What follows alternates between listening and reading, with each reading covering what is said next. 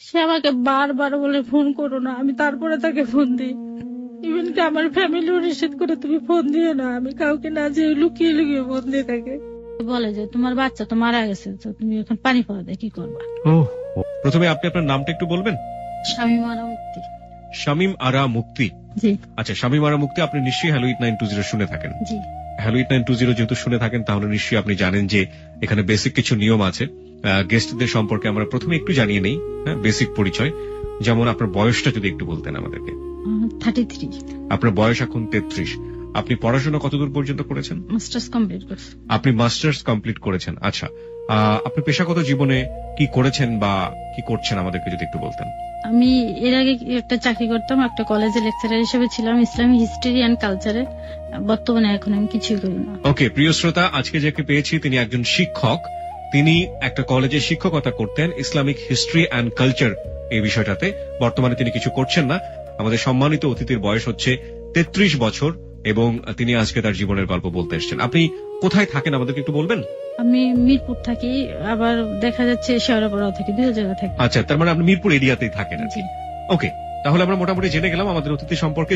মূল কথা হচ্ছে আজকে আমাদের এখানে জীবনের গল্প বলার জন্য যিনি এসছেন তিনি একজন শিক্ষক এবং কলেজের শিক্ষক। ওকে, আপনি কোথা থেকে শুরু করতে চান? আমার জন্ম থেকে শুরু করতে চাই। জি প্লিজ। এবং আমি আপনাকে রিকোয়েস্ট করবো ম্যাম, যে এখানে যারা আছে তারা সবাই আপনার মতো সাধারণ মানুষ। ইনফ্যাক্ট আপনি তো একজন শিক্ষক, সুতরাং শ্রদ্ধার জায়গা থেকে আপনি অনেক বড় কারো কারো কাছে। আপনি একদম মন খুলে আমাদের কাছে, কেউ কেউ আপনার সন্তান তুল্য, কেউ আপনার বন্ধু তুল্য, একেবারে মন খুলে বলবেন, কোনো হেজিটেট করবেন না এবং আশা করছি কোনো ভয়ও পাবেন না। বলুন প্লিজ। আসলে দেখা যাচ্ছে আমরা 6 ভাই বোন, 2 ভাই 4 বোন। আচ্ছা, তা আমার প্রথম হচ্ছে মেয়ে সন্তান, তারপরে ছেলে, তারপরে 2টা বোন আমরা আবার। আচ্ছা, পরে আমি যখন আমার মায়ের গর্ভে, তখন আমার দাদি চিন্তা করলো যে আমার মাকে বললো যে তোমার যদি আমার মেয়ে হয় তার নামটা রাখবো মুক্তি। সেই থেকে নাম কিন্তু আমার মুক্তি। আচ্ছা, আচ্ছা। তারপরে আবার ছোটবেলায় ছোট ছোট 2-3টা ঘটনা আছে। যেমন আমার বয়স যখন 5-6, তখন আমি একবার বড়ই গাছে বড়ই পাড়তে উঠছি। তখন বড়ই পাড়তে যাই আমি একটা ডাল ভেঙে পড়ে যায়, নিচে ছিল একটা খেজুর গাছ। খেজুর গাছের মাঝখানে পড়ে যায় একদম। তখন আমার শরীরে অনেকগুলা কাটা বিচ্ছিল। ওই কাটাগুলো বের করার জন্য আমাকে উঠানের মাঝখানে শুয়ে রেখে কাটাগুলো আস্তে আস্তে করে বের করা হয়। এটা একটা ঘটনা। আর একটা ছিল আর একবার আমার ছোট ভাই, আমার যে ইমিডিয়েটলি ছোট ভাই, যে বর্ষার সিজনে ঘাটে নৌকা বাঁধা ছিল, নৌকায় উঠছে আমি উঠছি, ও হঠাৎ পড়ে গেছে। পড়ে গেলে পরে আমি তাকে উঠানোর জন্য আমিও লাফ দিছি নৌকার থেকে। যখন লাফ দিয়ে এখন 2 ভাই বোন আর কি জড়ায় ধরে আসছি, কেউ কাউকে উঠাইতে পারতেছি না, যেহেতু আমিও সাঁতার জানি না, সে তো জানেই না। পরে এক পর্যায়ে এইভাবে করতে থাকলে 2জনই দেখে মানে পানির নিচে চলে যাচ্ছি। তখন আমার এক চাচাতো ভাই আমাকে উঠায়, 2জনকে উঠায়। তা আমি পানি খাইনি, আমার ছোট ভাই একটু পানি খেয়েছি। ওকে। আমি যখন ক্লাস 7-এ পড়ি তখন আমার বাবা মারা যায়। আচ্ছা, এভাবে আস্তে আস্তে তো আমার বড় ভাই সংসারের দায়িত্ব গ্রহণ করে। আপনার পজিশন ফ্যামিলিতে কি, মানে আপনাদের ভাই বোনদের মধ্যে আপনার পজিশন কত? আমি 5 নাম্বার। মানে 6 ভাই বোনের মধ্যে আপনি 5 নাম্বার ছিলেন। আপনার ছোট কি ছিল, ভাই আর বোন? ভাই। আচ্ছা, প্রথম আমার বোন, তারপরে ভাই, তারপরে আমরা 3 বোন। আচ্ছা, তারপরে বোনদের মধ্যে আপনি কি? আমি বোনদের মধ্যে আমি ছোট। আচ্ছা, ঠিক আছে। তারপরে এভাবেই তো আস্তে আস্তে যায় লেখাপড়া, তারপরে বড় হতে থাকি। যা এই লেখাপড়ার ভার, সংসারের ভার কিন্তু আমার বাবা মারা গেলে আমার বড় ভাই গ্রহণ করেন। জি। উনি লেখাপড়া করেন, পাশাপাশি সংসার চালান, আমাদেরও করেন। যেহেতু আমাদের জমি জাতি ছিল তো সমস্যা ছিল না। আবার 99 সালে আমার হঠাৎ গলায় একটু সমস্যা দেখা দেয়, গ্ল্যান্ডের সমস্যা। তখন আমার একটা অপারেশন হয়। ওখানে আমি যখন পাস কোর্স আর কি ডিগ্রি কমপ্লিট করি 2001-এ, তারপর থেকে আমি ঢাকায় চলে আসি। জি। চলে আসা নানা জায়গায় চাকরির চেষ্টা করি, সরকারি চাকরি আমার হয় নাই। পরে আমি আমার এক রিলেটিভের অফিসে আমি ম্যানেজার হিসেবে কাজ করি কিছুদিন। তো তখন আমি চিন্তা করি, আমার আম্মা আবার আমাকে বলে যে তুমি ডিগ্রি পাস করলে হবে না, মাস্টার্স কমপ্লিট করতে হবে, যেহেতু আমাদের বংশে আবার মেয়েদের মধ্যে উচ্চশিক্ষা ছিল না। আচ্ছা, আমি সর্বপ্রথম আর কি। তখন আমার মা এটা বলার কারণে আমি শুধু আমার মাকে আশ্বাস করতাম যে আমি লেখাপড়া করব। আবার এ করতে করতে আমি একটা জব করতাম, ওই সুযোগে আমি আবার মাস্টার্সে ভর্তি হয়ে যাই মিরপুর বাংলা কলেজে, ইসলামিক হিস্ট্রি এন্ড কালচারে। আচ্ছা। তখন ভর্তি হওয়ার সময় আমার বড় ভাই আমাকে নিয়ে যাওয়ার পরে ওইখান থেকে আমি একটা ছেলের নাম্বার নিয়ে আসি আমার বড় ভাইয়ের মাধ্যমে। ছেলের নাম্বার আপনি ফোন কেন আনতে যাবেন? নাম্বারটা এটা আনছি এই কারণে যে যেহেতু কলেজে নিয়মিত যাওয়া হবে না, কলেজের খোঁজ খবরটা নেওয়ার জন্য শুধু। মানে ওই ছেলে যিনি কলেজে পড়েন তার কাছ থেকে আপনি ইনফরমেশন গুলো নিবেন, হ্যাঁ, এবং সেটা আপনি বড় ভাইয়ের মাধ্যমে কালেক্ট করলেন। হ্যাঁ। বড় ভাইয়ের মাধ্যমে কেন করলেন? যেহেতু আমার বড় ভাইকে কলেজে নিয়ে গেছে, আমার বড় ভাইকে বললাম ওই ছেলেটার নাম্বারটা আপনি এনে দেন। ওই ছেলে মানে কি কোন একটা নির্দিষ্ট ছেলে ছিল নাকি? ছেলে নির্দিষ্ট না, দেখা যাচ্ছে ছেলেটা একটু চঞ্চল প্রকৃতি ছিল। জানলাম পরে ছেলেটার নাম হাসান। আমি একটু জানতে চাই, ছেলেটার নাম হচ্ছে হাসান। জি। এই ছেলেটার নাম্বারটাই আপনারা নিলেন কেন, বা এই ছেলেটার নাম্বার, এই ছেলেটা কি আলটিমেটলি আপনার ক্লাসে পড়তো? না না, তাহলে? আমি তো বললাম যে আমি 2001-এ ডিগ্রি পাস করার পর কয়েক বছর গ্যাপ দিচ্ছি লেখাপড়াটা। তাহলে ওই ছেলের নাম্বার কেন? 2007-এ যে আমি আবার ভর্তি হয়েছি। আচ্ছা, এই ছেলেটার নাম্বারটা এই জন্য আনছি যে কলেজের খোঁজ খবরটা নেওয়ার জন্য শুধু। যেহেতু আমি একটা জব করি, আমি যেতে পারবো না তো কলেজে। তো ওই ছেলেটাকেই কেন পছন্দ হলো? পছন্দ না, যেহেতু ছেলেটা দেখলাম যে চঞ্চল, খুব বিষয়ে আগ্রহ, তখন আমি মনে করলাম যে ছেলেটা হয়তো অনেক কিছু জানতে পারবে বা স্টুডেন্ট হিসেবে খুব ভালো। ওকে, তার মানে কলেজে একটা আপডেট নেবার জন্য যে কোনো একজনের কাছ থেকে নাম্বার নেওয়া দরকার ছিল, সুতরাং ওইখানে ওই ছেলেটা পড়ে গিয়েছে। ওকে, তারপর ওই ছেলের নাম্বারটা আনার পরে হয়তো মাসে একবার তাকে আমি ফোন দিতাম যে কি খবর ভাই, তখন ও বলতো যে আমাকে আপা বলে ডাকতো, যে আপা আসলে কোনো খবর নেই, কলেজের কোনো খবর টবর এখন পাচ্ছি না আমরা। এভাবে চলতে থাকে। হাসানের কাছ থেকে আবার শামীম নাম করে একটা ছেলে নাম্বারটা কালেক্ট করে আমারটা, মানে আপনার নাম্বারটা শামীম হাসানের কাছ থেকে নিল। হ্যাঁ, তখন হাসান আমাকে আবার ফোন দিয়ে বলে কি যে আপা আপনার নাম্বারটা একজন চাইছে, আমি কি দিতাম নাকি? তখন আমি বললাম যদি সে আমাকে সাজেশন বা অন্য কিছু দিতে পারে, কলেজের অন্য কিছু দিতে পারে, তাহলে আপনি দিতে পারেন, তাছাড়া আমার নাম্বারটা দিবেন না, কারণ সে ভালো আছে, ছাত্র ভালো, আপনি নাম্বারটা দিতে পারেন। তখন কিছু আচ্ছা দেন। শামীম একদিন আমাকে ফোন দিল, প্রথমে সালাম দিল, সালাম দেওয়ার পর আমি উত্তর দিলাম। উত্তর দেওয়ার পর পরে বলতেছে যে আমি শামীম, আপনার নাম্বারটা হাসানের কাছ থেকে নিয়েছি। তখন আমি বললাম ও আচ্ছা ঠিক আছে। বললো যে আপনি কি কলেজে গিয়েছেন? আমি বলছি যে না, আমি তো সময় পাই না, কলেজে যেতে পারি না, আপনি যদি কলেজে যান আমাকে একটু ইনফরমেশন দিয়েন। এটা যখন বললাম আমি ঠিক আছে। এবারে যাই, প্রায় 1 মাস পরে আবার ওরকম ফোন দিয়ে বললো আপনি কলেজে গিয়েছেন কেন? আমি না, আমি কলেজে যাইনি, আমি ফোন দিয়ে জেনে নিই কলেজে, মাঝে মাঝে অফিসে ফোন দিয়ে। এভাবে যেতে থাকে, দেখা যাচ্ছে 4-5 মাস পর এভাবে হয়তো 2 থেকে 3 বার আমাকে ফোন দেয় শামীম। মাঝে মাঝে হাসানের সঙ্গেও কথা হয়। ফোন দেওয়ার পর এক পর্যায়ে আমার যখন জবটা করতাম, আমার বন্ধ ছিল সোমবারে ছিল আমার বন্ধ, আর এদিকে শামীম থাকতো আবার সাভারে, ওর বন্ধুটাও ছিল সোমবারে। তো এটা তো আমরা জানতাম না কেউ। তো আমি ওদিনকে বাসায় এসে সাপ্তাহিক যে পোশাক আশাক গুলো ওয়াশ করার জন্য কাজ করতেছি, তো ওই মুহূর্তে শামীম ঢাকা আসছে, এসে আমাকে বললো যে আপনার সঙ্গে আমি একটু দেখা করতে চাই। তা আমি বললাম আমি তো ব্যস্ত, আমি তো দেখা করতে পারবো না, আমি এত দূর থেকে আসছি, আপনি যদি আমার সঙ্গে একটু দেখা করেন আমার ভাল লাগবে। আমি বলছি যে দেখেন আমি তো খুব ব্যস্ত, আমি তো দেখা করতে পারবো না, দুপুরের টাইমে। বলছে যে আপনি একটু দেখেন কাজটা সেরে আমার সঙ্গে একটু দেখা করেন, আমি 10 নম্বর থেকে আসি, তখন আমি মিরপুর 2 নম্বর থাকি। এটা বলার পর ঠিক আছে আপনি 10 নম্বর থেকে ঘুরে আসেন। এসে আমাকে আবার ফোন দিচ্ছে, ফোন দিয়ে বলল যে আপনি কই, আমার সঙ্গে একটু দেখা করেন।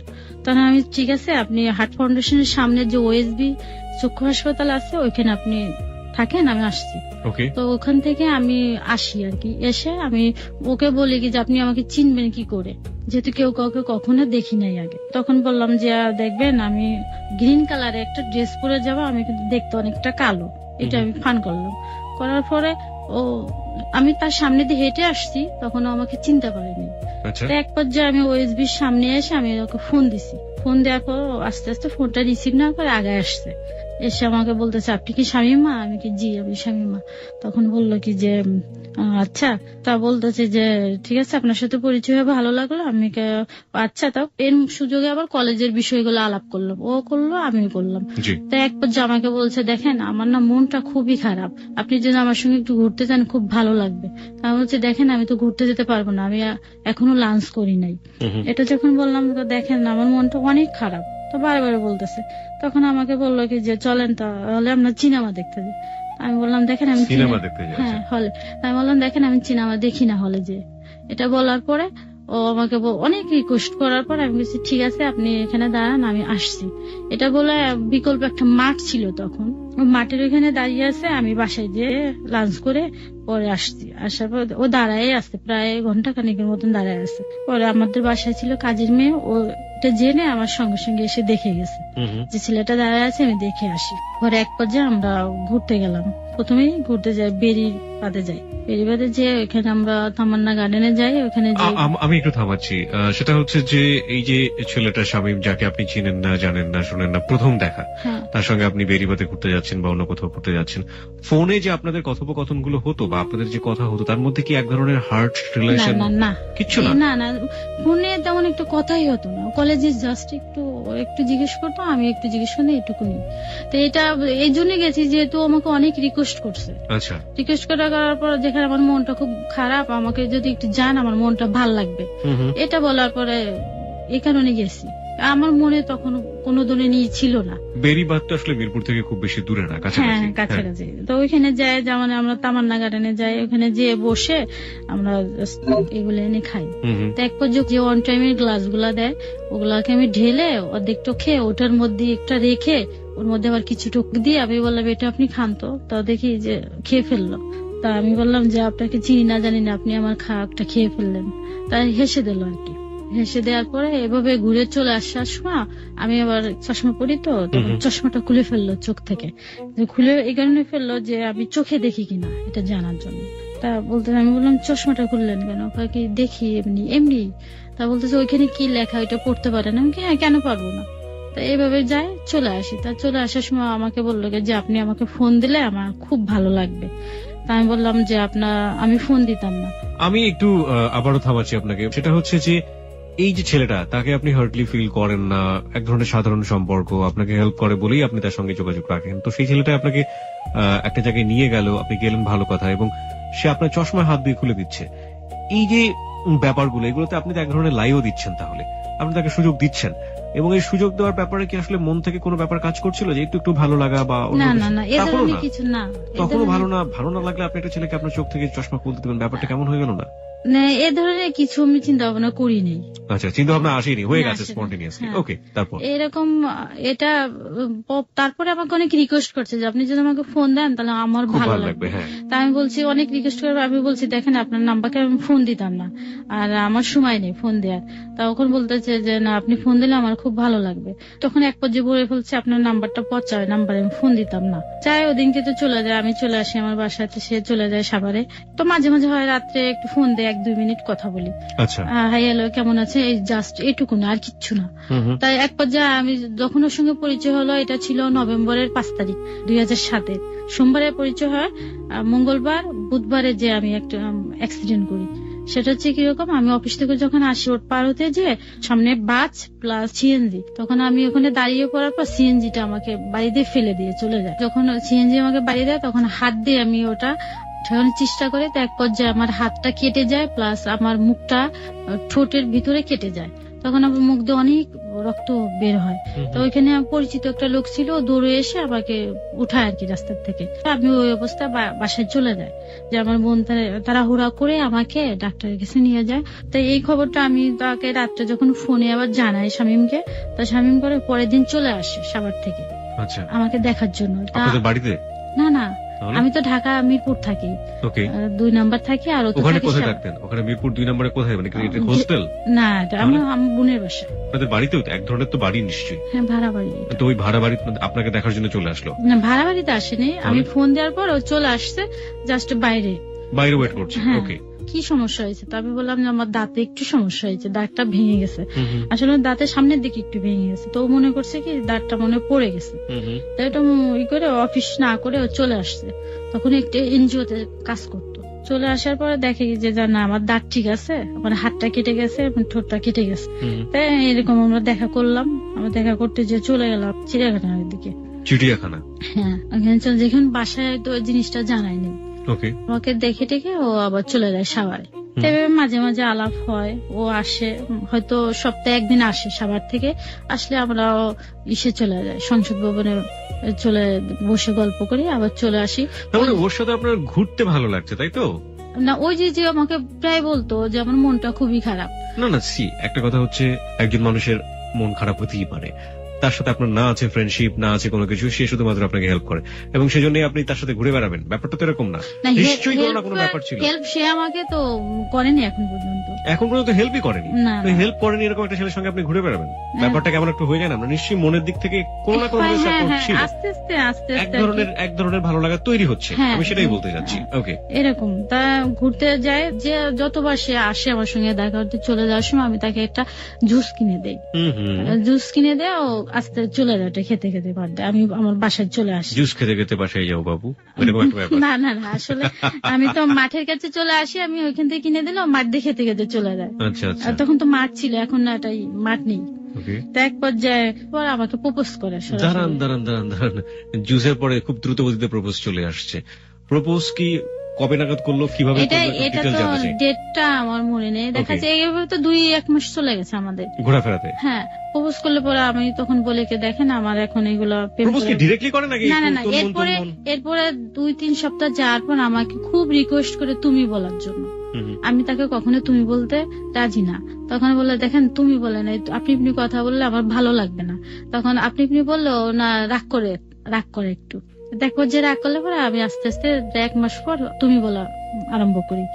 এভাবেই চলতে থাকে। তো এক পর্যায়ে একটু একটু দুজনের মধ্যে সম্পর্ক সৃষ্টি হয়ে যায়। তখন আমি বললাম যে দেখেন আমার এই ধরনের প্রেম করার বয়স নেই, যদি করতে হয় আমি সরাসরি বিয়ে করব। তখন আপনার বয়স কত ছিল? 25-26 হবে। 25-26-এ প্রেম করার বয়স থাকে না। এটা আপনার বিলিভের জায়গা থেকে আপনার মতো করে আপনি বলেছেন। ওকে, তারপর? না, এটা আমি আবার কেন বললাম, আমার চিন্তাধারা ছিল আমি কখনো জীবনে বিয়ে করব না। আপনি বিয়ে করবেন না? হ্যাঁ, এটা চিন্তাধারা ছিল। তখন আমার বড় ভাই প্লাস আমার মা খুব আমাকে চাপ সৃষ্টি করে। আপনার বড় বোনদের কত বছর বয়সে বিয়ে হয়েছে? ওনাদের 12 বছর বয়সে বিয়ে গেছে। 12 বছর বয়সে বিয়ে হয়ে গেছে? হ্যাঁ। তারপরে আপনি 25 বছর পর্যন্ত ফাইট করে আছেন যে না আমি বিয়ে করবো না? এটা আমি চিন্তাধারা ছিল, অনেক প্রপোজ আসতো, আমার ভাইকে আমি না করে দিতাম। আচ্ছা আচ্ছা। স্বামীর সঙ্গে আবার পরিচয় হয়ে যায়। তখন আমি চিন্তা করলাম যে ছেলেটা হয়তো খুবই ভালো কথাবার্তা, খুব ভালো নরম, একদম আস্তে আস্তে কথা বলে ভালো। তখন এটা বলার পর তো বললো যে ঠিক আছে, ও এক পর্যায়ে রাজি, প্রেম করতে হবে না, আমি বিয়ে করব। হ্যাঁ, এটা বলার পরে তখন আমি বললাম ঠিক আছে, তো আমার ভাইয়ের সঙ্গে দেখা করার জন্য তো আমাকে একটা ছবি দিল, ওর ছবি দেওয়ার পর আমি আমার ফ্যামিলিকে দেখাইলাম। তো দেখানোর পর আমার মা বললো যে এত দূরে একটা ছেলে, তোমার ভাই রাজি হবে না, যেহেতু আমার গার্জিয়ান তোমার বড় ভাই। তখন আমার ভাবিকে বললে আমার ভাবি ছবিটা নিয়ে আমার ভাইকে দেখালে এবার আমার ভাই ছবিটা না দেখে ফেলে দেয়। ভাবি অনেক বুঝাইলো ভাইকে, কিন্তু ভাই রাজি না, যত দূরে আমি দিব না, আর দরকার কি আছে। আমি ভাবিকে বললাম যে ভাবি, আমি আজ যাই করি আপনাদের মুখে কখনো আমি চুনকালি দিব না। এটা আমি বললাম, আমার আম্মাকে বললাম যে তোমরা আমাকে বিয়ের জন্য চাপ সৃষ্টি করো না। এইটা নিয়ে আর কোনো কথাবার্তা হয় না, এভাবেই থাকে। তা আমি এদিকে আবার আমার মেজু দুলাভাই একটা ছেলে ঠিক করে আমার জন্য। আর ছেলে ঠিক করলে ছেলেটা আমাকে দেখো, ঈদে বাড়ি যায় তখন ছেলেটা আমাকে দেখে। আমার ভাই আবার এইখানে রাজি, যেহেতু আমাদের এলাকার ছেলে ভালো হবে এটা জানো। তখন আমি বললাম যে প্রসঙ্গে আমার সঙ্গে কোনো কথা বললেন না। আচ্ছা, আমি একটু গল্পের মাঝখানে আপনাকে থামাচ্ছি। সেটা হচ্ছে আপনাদের এলাকাটা আসলে কোথায়, গ্রামের বাড়িটা কোথায়? আমাদের গ্রামের বাড়ি গোপালগঞ্জ। আঞ্চলিকতা একটু টান আছে আপনার ভাষার মধ্যে, শুনতে ভালোই লাগছে। যেমন গ্রামকে গিরাম, হ্যাঁ এই গ্রামই বলে তো না? আমাদের আসলে ওদিকে গ্রামই বলে। ভালো লাগছে শুনতে এবং সত্যি সত্যি ভালো লাগছে। হ্যাঁ, তারপর আমার কথার মধ্যে সিলেট প্লাস আমাদের এলাকার দুইটাই টান চলে আসে। সিলেট, যেমন সিলেটকে আপনারা সকে আপনারা চ বলছেন, সমস্যা ঠিক বলবো না, এটা যদি আঞ্চলিক হয়ে থাকে তাহলে ইটস ওকে, ভেরি নাইস। দুইটাই টান চলে আসে আমার কথা। সিলেট কেন চলে আসে? কারণ সিলেটও বোধহয় আপনার জীবনের সাথে জড়িয়ে আছে না? হ্যাঁ, পরবর্তী জীবনে আমার সিলেটে। আচ্ছা, তাহলে এই জন্য সিলেটের একটু টানও চলে আসছে। ঠিক আছে, হ্যাঁ, তারপর? তো ওই ছেলেটা যখন দেখে আমার দুলাভাই যেটা ঠিক করে, তা আমার ভাই ছিল এটার জন্য রাজি আর কি। এই জন্য ওর ছবিটা দেখেনি কখনো, না দেখলে পরে তো আমি আমার কাছে বলে যে ওই ছেলেটা তোকে দেখছে, পছন্দ করে, তারা তো আমাদের খুব ধরছে। তো এটা বললে পরে আমি বলছি যে আপনি এ প্রসঙ্গে আমার সঙ্গে কোনো আলাপ করেন না। আমার ভাইকে বললাম, আমার ভাই একদিন ফোন দিল, এটা আমি বললাম। বলার পরে এটা আবার শামীমকে আমি জানাই যে এই ঘটনা আমাদের ফ্যামিলি থেকে চলছে। তখন ও বললো কি যে তুমি যদি আমার সাথে বেইমানি করো ফল কিন্তু ভালো হবে না, এটা আমাকে শামীম বললো। বলার পরে আমি তো আমার সিদ্ধান্ত অটুট, একদম আমার সিদ্ধান্ত থেকে আমি নড়চড় না। পরে এক পর্যায়ে আমার ভাই 1-1.5 মাস পর আমাকে বাসায় ডেকে বলছে কি যে ছেলেটাকে আমার সঙ্গে দেখা করতে বলিস। তখন শামীমকে আমি জিনিসটা জানানোর পরে শামীম ভয় পায় প্রথমে। যে তোমার ভাইয়ের সঙ্গে সামনে আমি যেতাম না, কি জিজ্ঞাসা করবে কি বলবো, আমি যেতাম না। বললাম আমি ঠিক আছে যেও, আমি সঙ্গে যাব। তখন আমার ভাইয়ের সঙ্গে দেখা করতে আসে, মিরপুরে আসে সাভার থেকে, বাসায় আমি নিয়ে যাই, কিন্তু আমি রুমে যাই না। আমার ভাইয়ের সঙ্গে কথাবার্তা হয়, আমার ভাইয়ের সঙ্গে এক পর্যায়ে কথাবার্তা কি হয় ওইটা আমি তখন জানতে পারি না, কিন্তু পরে তার কাছ থেকে আমি জেনে নিই। ও বললো কি যে ঠিক আছে, আমি ভাইয়ের সঙ্গে আলাপ করছি, ভাইয়া বলছে এদের একজন গার্জিয়ান আনতে, স্বামীদের পক্ষ থেকে। আমি আবার জিজ্ঞাসা করলাম যে কাকে আনতা? বলছে যে আমার ছোট বোনের স্বামী, যদিও সে সম্পর্ক ছোট কিন্তু বয়সের দিকে বড়, তাকে আমি নিয়ে আসবো। ভাইয়াকে কথা দিছি সে 1 মাস পর আমার সঙ্গে আসবে, এসে দেখা করবে। তো এভাবে যেতে থাকে।